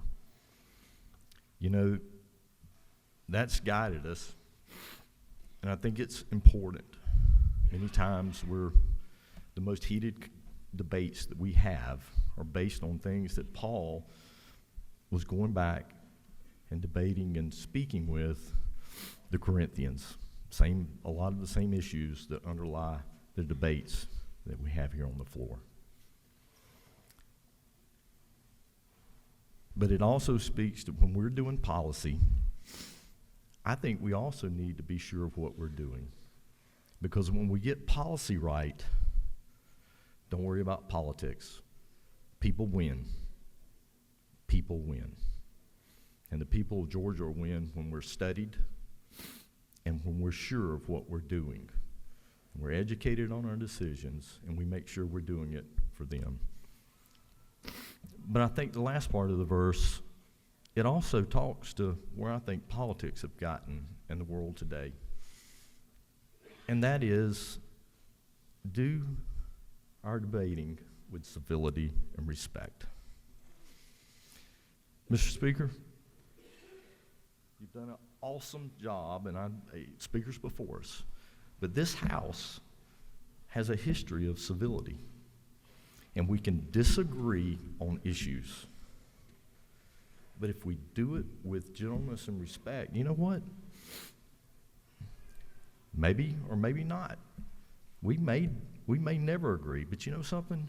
Your good behavior and doing it in a civil manner may cause somebody to come around to your point or see your point of view.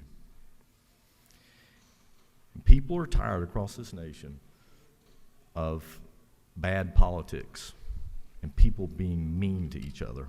Be civil. That's what we've had this year. Love, not hate. We've had sermons up there, throughout this thing. And it doesn't mean we have to like each other or like each other's position, but we've got to have a love of humanity in what we do and a love of each other. You know, we can work on. So I'll see people out here that I love. Went to high school with Spencer Fry, and we don't agree on issues all the time, but I guarantee you we agree on a lot, and we work together. Terry Knowles, we served on the Georgia Japanese Caucus, and we don't agree on issues, but I tell you what, I appreciate your friendship, and I appreciate what you've done and how civilly we have worked together for a cause. Mac, you are indeed a great man of God, and your civility and your tone has been awesome. Misha, I have so much enjoyed to get to know you. The courage of your convictions and your sweetness, your sweet heart has been great, and it has meant a lot to me. Guys, if we treat each other with civility, we'll all be better for it, and the people of Georgia will be better for it.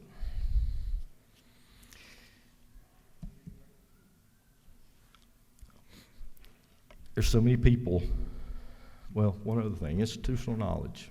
If I pass it along, this is what's meant most to me, and it's advice, take it or leave it. Institutional knowledge is not a bad thing. And also for young and new representatives, you know, I came up here, and this is a funny story, and it speaks to, I think, how a lot of people first got to know Richard, and they found out that he was not the gruff person. He was actually the teddy bear and a gentle person who would help you. But I remember my first session, Butch, Mickey Chanel, Richard Royal, Laurie Parham, and I went to a budget hearing, and I was so scared, and I looked at these guys, and I thought, oh my God, they're so mean, they're so quiet. And you know something? In the end, I ended up sitting for 2 years, and I watched these guys, and I soon learned that when they got up to speak, people not only heard them, they listened to them. And their actions meant things. And when they stood up to speak, you listened because you knew that they had studied and they were coming forth with a good proposition. And to my friend Richard Royal, who remembers Richard or served with Richard? Oh, he was so gruff on the outside, but he was just a teddy bear on the inside. Institutional knowledge, and he would help you do anything. I love him. There's so many people I want to thank. First, I want to thank the people of District 134, Spalding, Lamar, and Monroe counties. And in my previous districts that also included the people of Butts and Henry, you've honored me with your support and your trust, and I'm forever grateful. I hope that I've lived up to that support and trust. I've given it my best. You know, over the years, I've served under 3 governors, Governor Sonny Perdue, Governor Nathan Deal, and Brian Kemp. Each of them have faced unique circumstances, and each, I believe, have faithfully led our state through difficult times. But I especially want to thank Governor Brian Kemp. The COVID pandemic was unprecedented. And if you think about it, there was no playbook. There was no precedent. There was no historical reference to go back to say, this is how we got through this. Governor Kemp, you wrote the playbook as you went, and you did it in a way that not only led this state through the pandemic, but you did it in a way in which we came out on the other side, I believe, stronger and better for it. Your unwavering leadership in tough times, and sometimes facing a lot of criticism, I just want to say thank you. And I would not have wanted to be in that position and having to make those decisions. But he did, and he did with courage and conviction, and we're all better off for it. Speaker Burns, John, can I call you? Oh, I shouldn't. You know, John will never let me live it down. You know, we were roommates. So when we first got elected, Dale and John and Marie and I were roommates. And, you know, we had, up until the time we got pregnant with John David, we were up there. He'll never let me live this down, but we, again, pregnant with John David, and that session came in. He was born February 1 of 13. And I spent one night that session at the apartment. And he said that was probably the most expensive night that I've ever spent, you know. But you know something? Speaker Burns has led in this House for 20 years as a chairman of a committee, as the majority leader, and now as the speaker. Speaker Ralston's sudden passing left huge shoes to be filled. Speaker Burns, John, I would say that you've not only filled those big shoes, you've outgrown them. His leadership and the civility that he brings to this House makes us more unified and more effective so that we can go do the right thing for the people of Georgia. You can't ask for anything better in a leader than what we have in Speaker John Burns.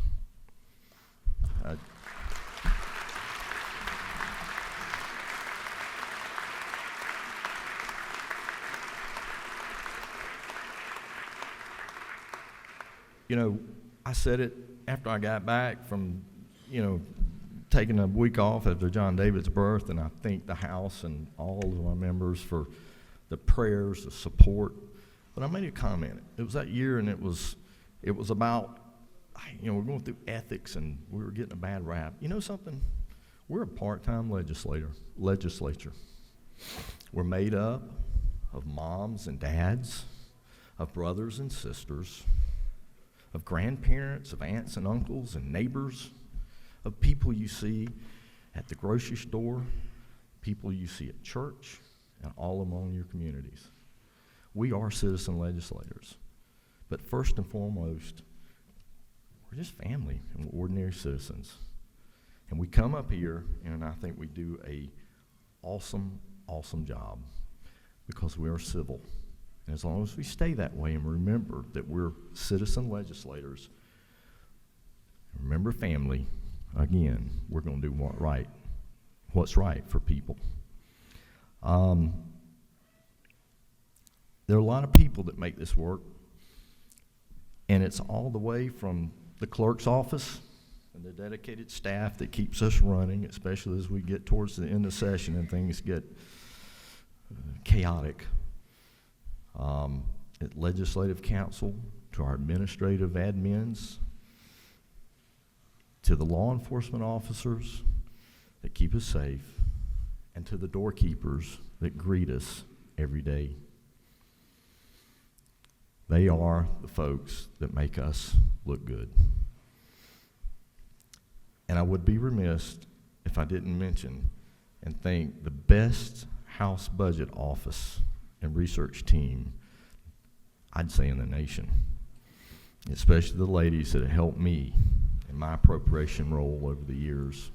God bless them. They've had the patience of Job and have kept me straight. They are indeed the best, and they do so much for us. Chairman Hatchett, thank you for what you've done. No, hey, they are good, but thank you for what you've done. You've done an awesome job in filling that role as Chairman of Appropriations. You know, I want to thank my family, the Knight family, the Harvey family, as we got going through this. Again, it all began with running our marriage, and without them, I don't know if I would have made it that first year, but they've been great. But most of all, I got to thank my wife, my soulmate, my best friend. Marie, this would never have been possible without you. Your support, your love, and quite frankly, the sacrifice that you've allowed our family to make for me to be up here for 20 years. I love you more than anything else in the world. And to John David, buddy, you are God's precious gift, and I love you too. It is that next season. It's here. And I want to thank you for allowing me to be a part of this for 20 years. I know we've done some good, but I hope you will take this and continue on. I know Georgia's in good hands. God bless you, and God bless this state.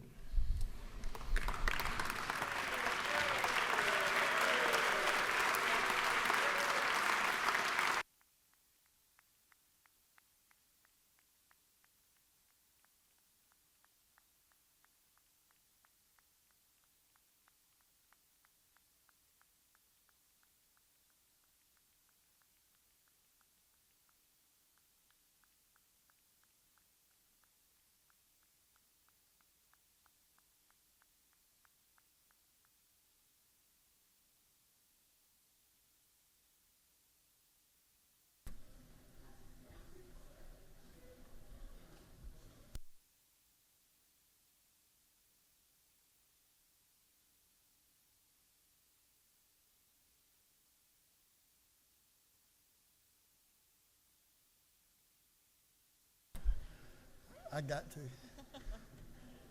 David, that was good, but I'm sure glad old John David looks like his mama. That's all I'm going to tell you. Mr. Chairman, my dear friend David, we thank you for your service to this house, the compassion, the passion that you brought to your job. We wish you the best in the days to come. And you've made this house and the world a better place. Thank you for your service, and thank you for your friendship.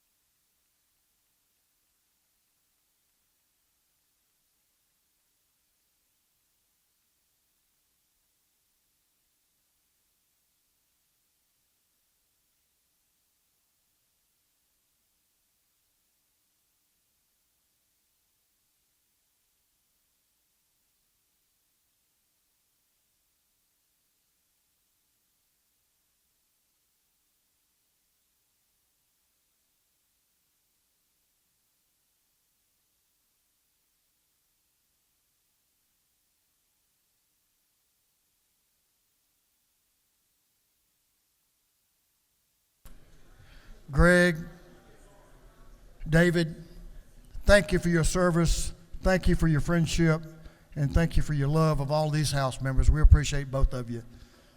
And we are saddened by y'all not coming back, but we do know the best is yet to come for you. Okay, members, we have a couple of bills we will take up this morning. I'll go ahead and let you know we're only going to take up two of the bills on the rules calendar. Mr. Clerk, if you read the caption to Senate Bill 1919. Senate Bill 19 by Senator Kirkpatrick, the 32nd, Summers the 13th, Setzler the 37th, Albers the 56th, and others, being titled an act to amend Title 15 of the official code of Georgia annotated relating to courts so as to provide for collection of passport application and processing fees by clerks of superior courts and probate court judges. This bill having referred to the Committee on Judiciary, and that committee recommends that this bill do pass by committee substitute.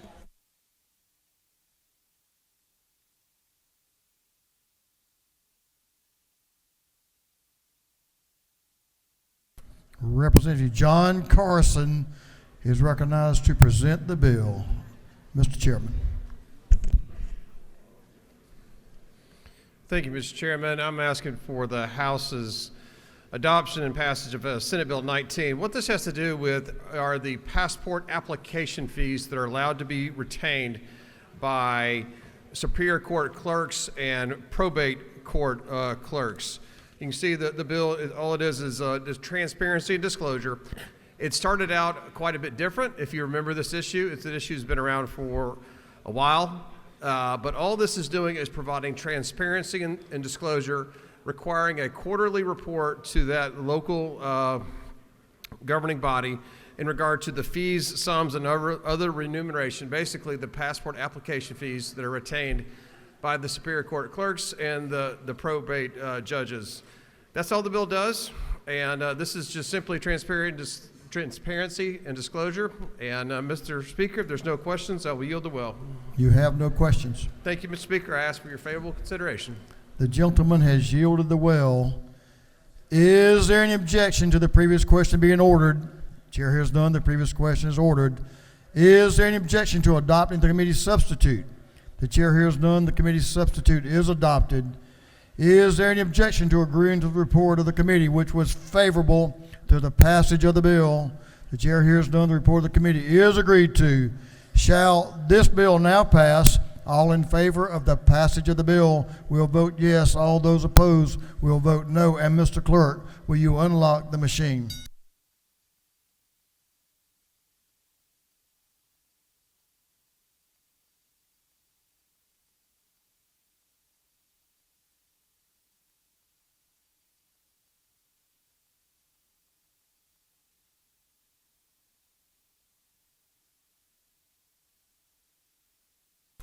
Have all members voted?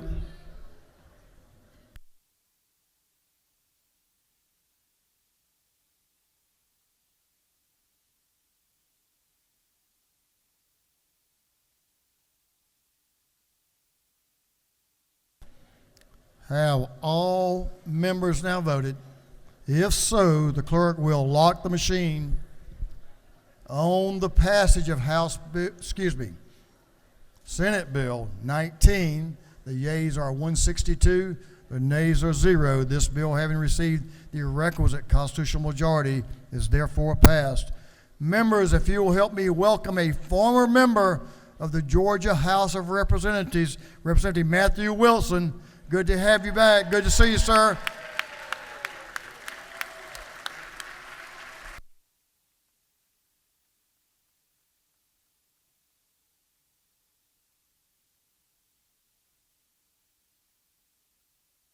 Did you qualify for something, or you just visiting here today? Just checking. You're not down in House District 159. You got a little. No, you don't. Time's out. Your clock, your watch is off. Yes. Good to have you back. Good to see you, Matthew.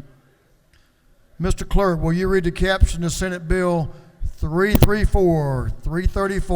Senate Bill 334 by Senator Alvers, the 56th, Robertson, the 29th, Kirkpatrick, the 32nd, and others, to be entitled an act to amend Code Section 25.323 of the Official Code of Georgia annotated relating to minimum requirements, equipment, and clothing, and insurance relative to local fire departments generally. This bill has been referred to the Committee on Insurance. That committee recommends that this bill do pass. Chairman Lumsden is recognized to present the bill. Mr. Chairman.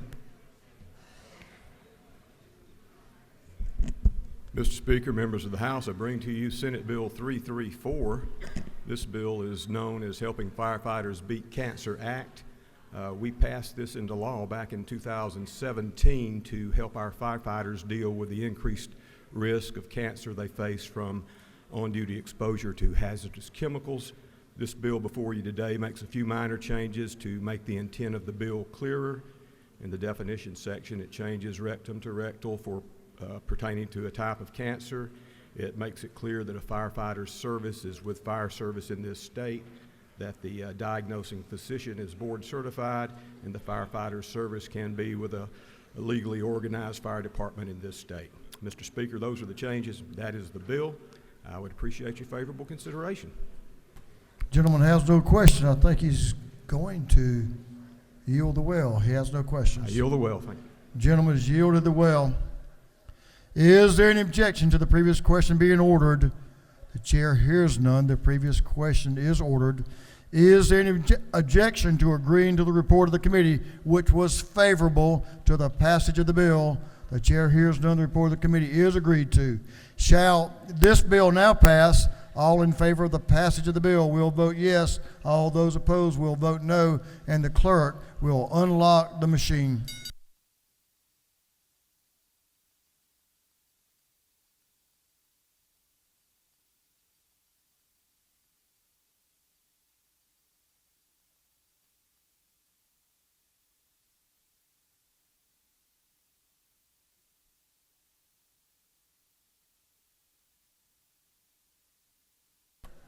Have all members voted?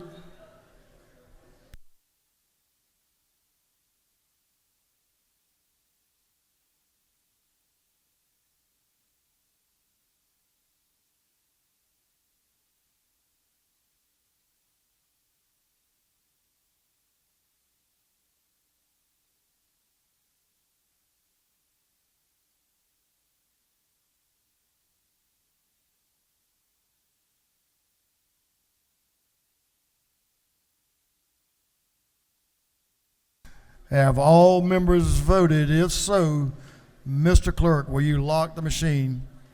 On the passage of Senate Bill 334, the yeas are 164, the nays are 0. This bill, having received the requisite constitutional majority, is therefore passed. For what purpose does Representative Montahan rise? Thank you, Mr. Speaker. To make a motion? State your motion. I'd like to recommit House Resolution 1066 to the Committee on Rules. Mr. Clerk, will you read the caption? House Resolution 1066, expressing support for Iranian people's desire to a democratic, secular, and non-nuclear Republic of Iran. On the gentleman's motion that House Resolution 1066 be withdrawn from the calendar and recommitted to the Rules Committee, is there objection? Hearing none, it is so ordered.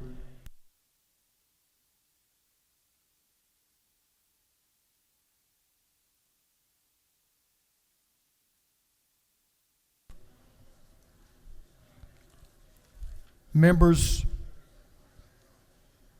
that action and this action will complete the rules calendar for the day. Senate Bill 389 will be postponed to the next legislative day.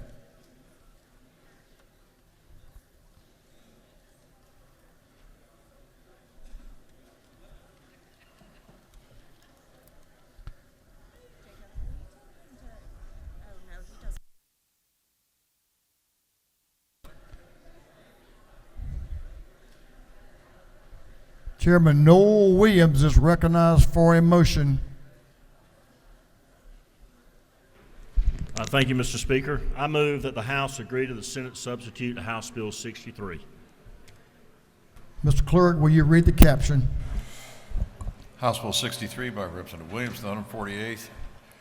Taylor, the 173rd, Lumsden of the 12th, to be entitled an act to amend Code Section 13.1 of the Official Code of Georgia annotated relating to furnishing claims experience to policyholders. Chair recognizes Chairman Noel Williams to explain the Senate substitute. Thank you, Mr. Speaker. It was just a one line they changed from July 1st of 2023 to make it effective July the 1st of 2024. That's all the bill does. You have no questions. Thank you, Mr. Speaker. I ask for your favorable consideration. On the gentleman's motion that the House agree to the Senate substitute to House Bill 63, all those in favor will vote yes, those opposed will vote no, and the clerk will unlock the machines.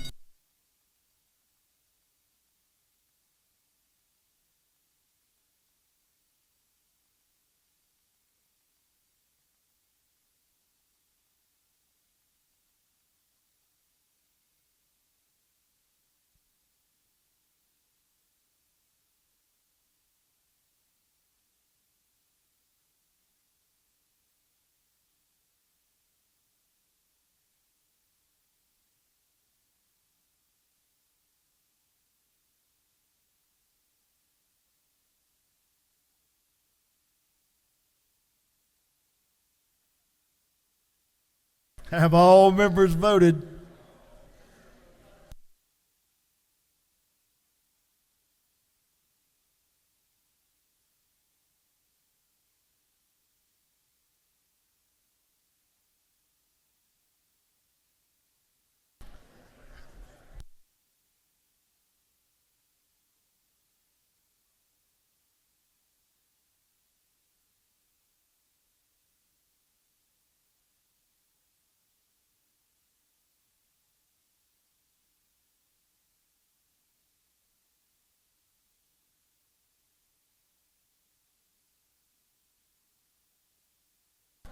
All members now voted. If so, clerk will lock the machine.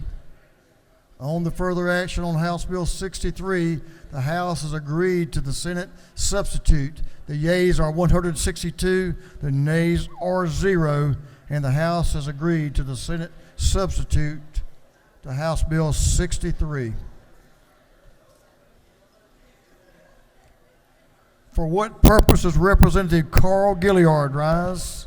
Mr. Speaker, I rise to ask that House Bill 1425 be moved from governmental affairs to intergovernmental coordination. That's your motion. The gentleman moves that House Bill 1425 be withdrawn from the Governmental Affairs Committee and be recommitted or be committed to the Intergovernmental Coordination Committee. Mr. Clerk, will you read the caption? House Bill 1425 by Representative Gilliard and the 162nd and others to be entitled an act to create the Weeping Time Cultural Heritage Corridor Authority. On the gentleman's motion that House Bill 1425 be withdrawn from the Governmental Affairs Committee and be recommitted to the Intergovernmental Coordination Committee, is there objection? Hearing none, it is so ordered.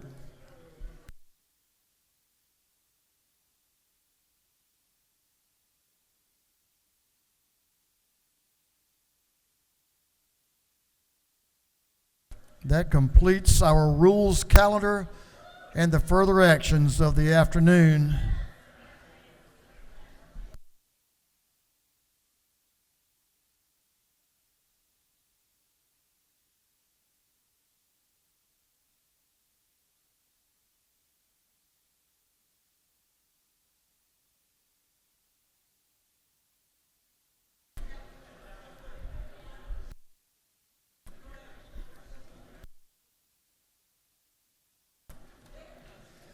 Members, we'll move on to afternoon orders. I'll ask you to give special attention. We have the first afternoon order. I'm going to ask the members to give the member in the well your attention, and I'm going to ask you to stand.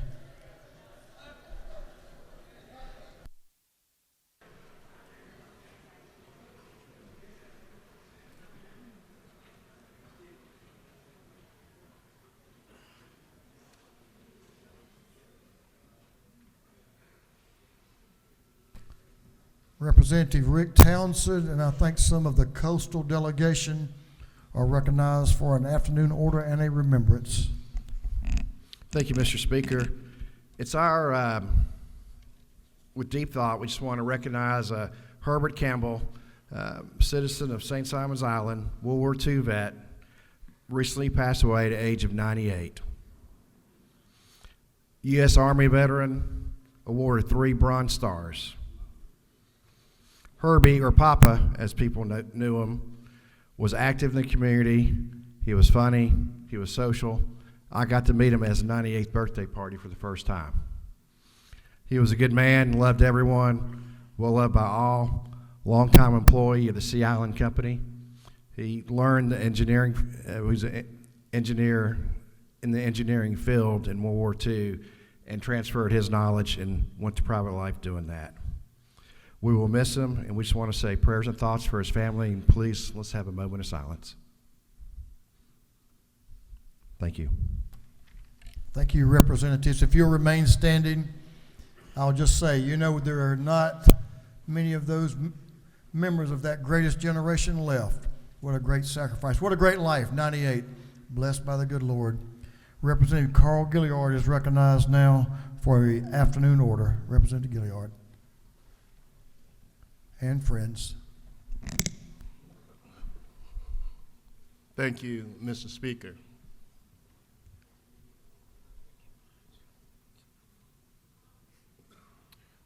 It is very rare that we realize history and a pinnacle point in the lives of Georgia and America. And so, my brothers and sisters, I'm going to ask if you would focus your attention on the screen.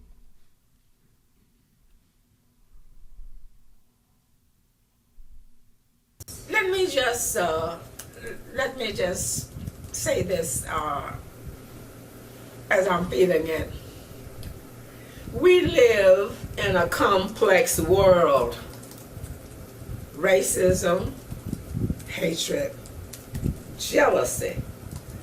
I think people in the world fall in one of those classes. Hatred, jealousy, envy, Lord. And if we could rid ourselves of those evils and learn to talk to each other, sit down at the table and discuss our problems and work it out and rid ourselves of those, if we could do that, I think this would be a much better world. On yesterday morning, the butterfly took her wings.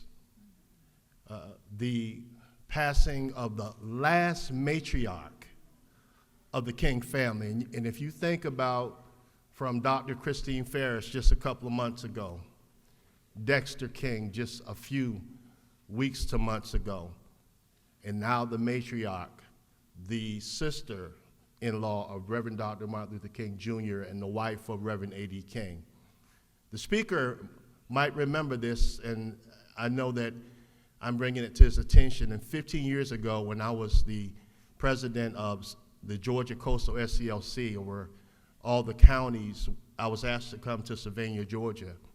And Ms. Naomi King wanted to come with me. The speaker at the time is Representative John Burns. I remember seeing his name on the resolution that recognized her in Scriven County. But more importantly to my family, she has watched my children grow up, and her kindred spirit has planted a mighty seed in me. And I remember her telling me, she says, Representative Gilliard, I don't worry about anything. She said to me, she said, I want you to sit down, and I want to tell you a story about ML. And she began to tell me stories that were not in my history books that planted a seed. And if you wonder why I walk in the spirit of the coalition of Dr. King, you'll see the coalition represented today, because that's what Naomi King was about.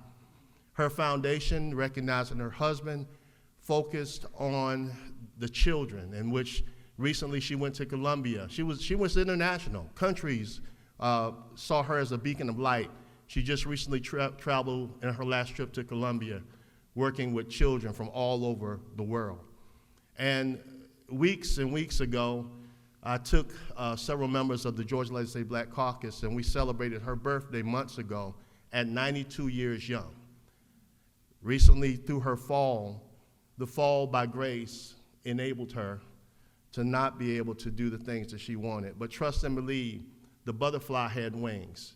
So to Alvita, to Derek, to Bernice, and to Marty, and to the entire King family and Isaac Ferris, we offer our prayers. And I want you to have this pinnacle moment, that this is a pinnacle moment, a defining moment in history.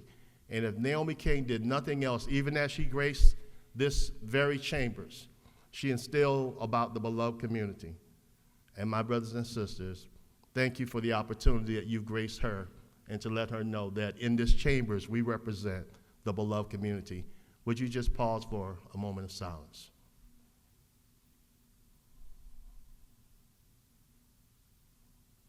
Thank you, Mr. Speaker. Thank you, my brothers and sisters. Thank you, members, for your attention. Thank you, Representative, for your remembrance. Strong lives who've made a difference. Those that have gone before us.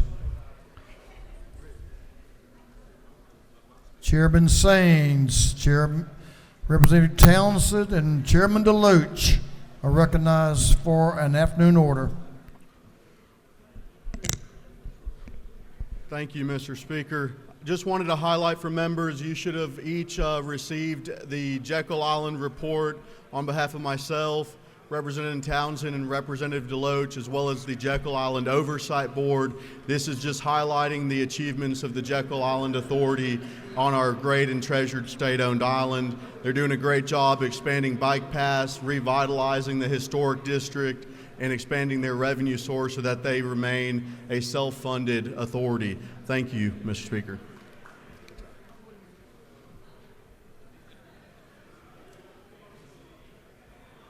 Representative Adina is recognized for an afternoon order. Thank you, Mr. Speaker. Colleagues, if you can put your eyes on the screen, I'd like to bring to your attention, for the first time in history, Grayson High School, both boys and girls basketball teams will be at the state champions this weekend. I'd like to recognize Dr. Rakina Walker, the principal, all the staff, the coaches, Tim Slater, head coach of the girls team, and Jeffrey Pierce, head coach of the boys team. Go Rams, bring those cups back. Also, second announcement is on Monday, we'll be having Blue and White Day, and that's by the organizations Phi Beta Sigma Fraternity and Psi Zeta Phi Beta Sorority. They're going to be here from 8 to 3 all day, and they're going to want us to meet with you, talk to you. So please be out there. Monday, March 11th. Thank you, Mr. Speaker. Thank you. Representative Reese, recognized for an afternoon order.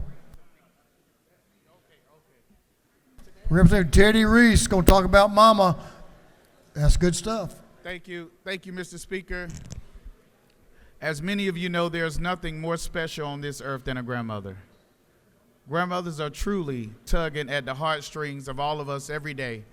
And those of you who have had the pleasure of having a grandmother and no longer having her, you know exactly where I'm coming from. So I'm delighted, Mr. Speaker, to stand here today and wish my grandmother, Miss Carrie Lou Harden, a happy 90th birthday. Today she celebrates 90 years on this earth that God has allowed us to be with us. And all 90 of her years are spent right here in the great state of Georgia. And she said nobody can make her move. Even if they tried to drag her away, she wouldn't go nowhere. So happy birthday, grandmother. We're going to party like rock stars this weekend, and I will see you soon. Thank you, Mr. Speaker.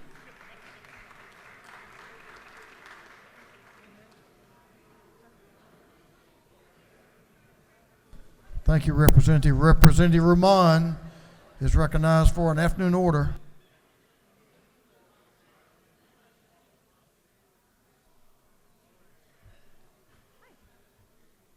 Thank you, Mr. Speaker. Colleagues, I rise to remind you or let you know if you have not been tracking that Ramadan starts Monday. So for your Muslim constituents, that means that we will be fasting from before sunrise until about sunset. For all of you, good luck. I get very loopy, and no, we can't even drink water. But if you have any questions, feel free to come and ask me. We also put some informational stuff on your desk, but thank you for your patience. And yes, it did start earlier this year.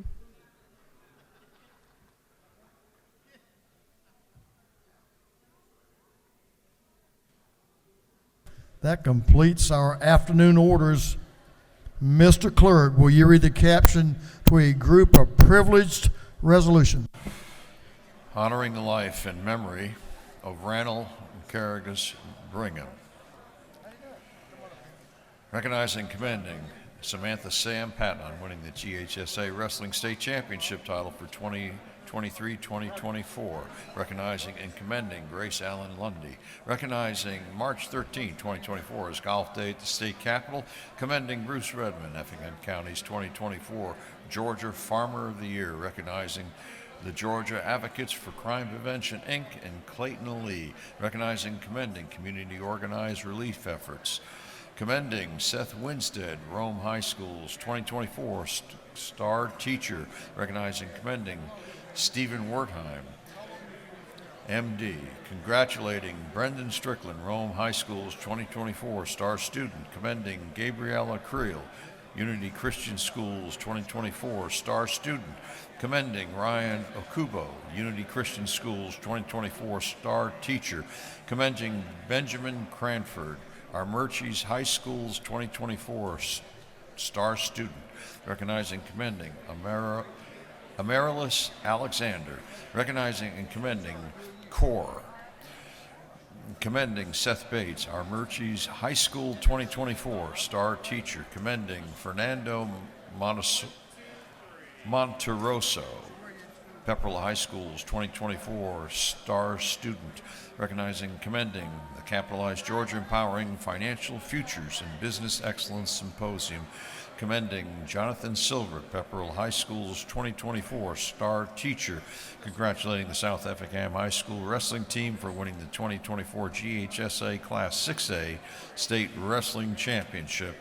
And congratulating the South Effingham High School's Game Day Cheer Team for winning the 2024 GHSA Class 5A 6A State Game Day Championship. And for other purposes, that completes the reading of the privileged resolutions.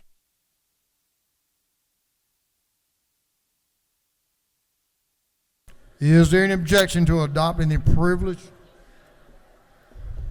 resolutions? Chair hears none, and the resolutions are adopted.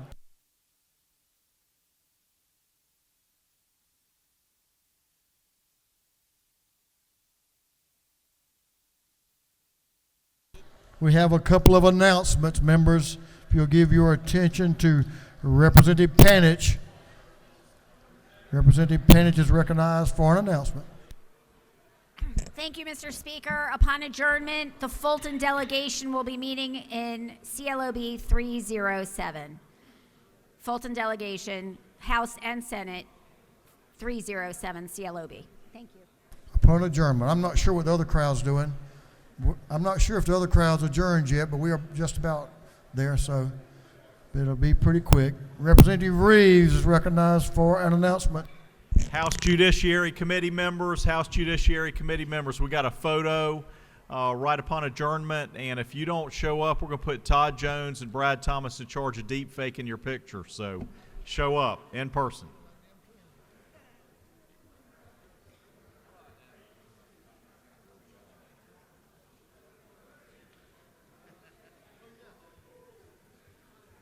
That completes our announcements. And we have a birthday for one of our beloved members on Sunday. Representative Amari Crawford has a birthday. Happy birthday, my friend. Okay, members, if you have a page, we're going to take a couple of page photos as soon as we do this next step.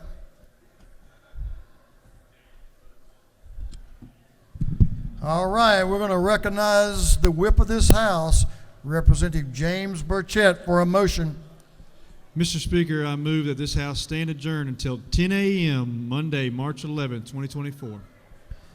On the motion of the whip of this House, Representative James Burchett, that this House be adjourned until 10 a.m. Monday, March the 11th, 2024. All those in favor will say aye. All those opposed will say no. Oh, let's stay here a while. I think the ayes have it. This House stands adjourned.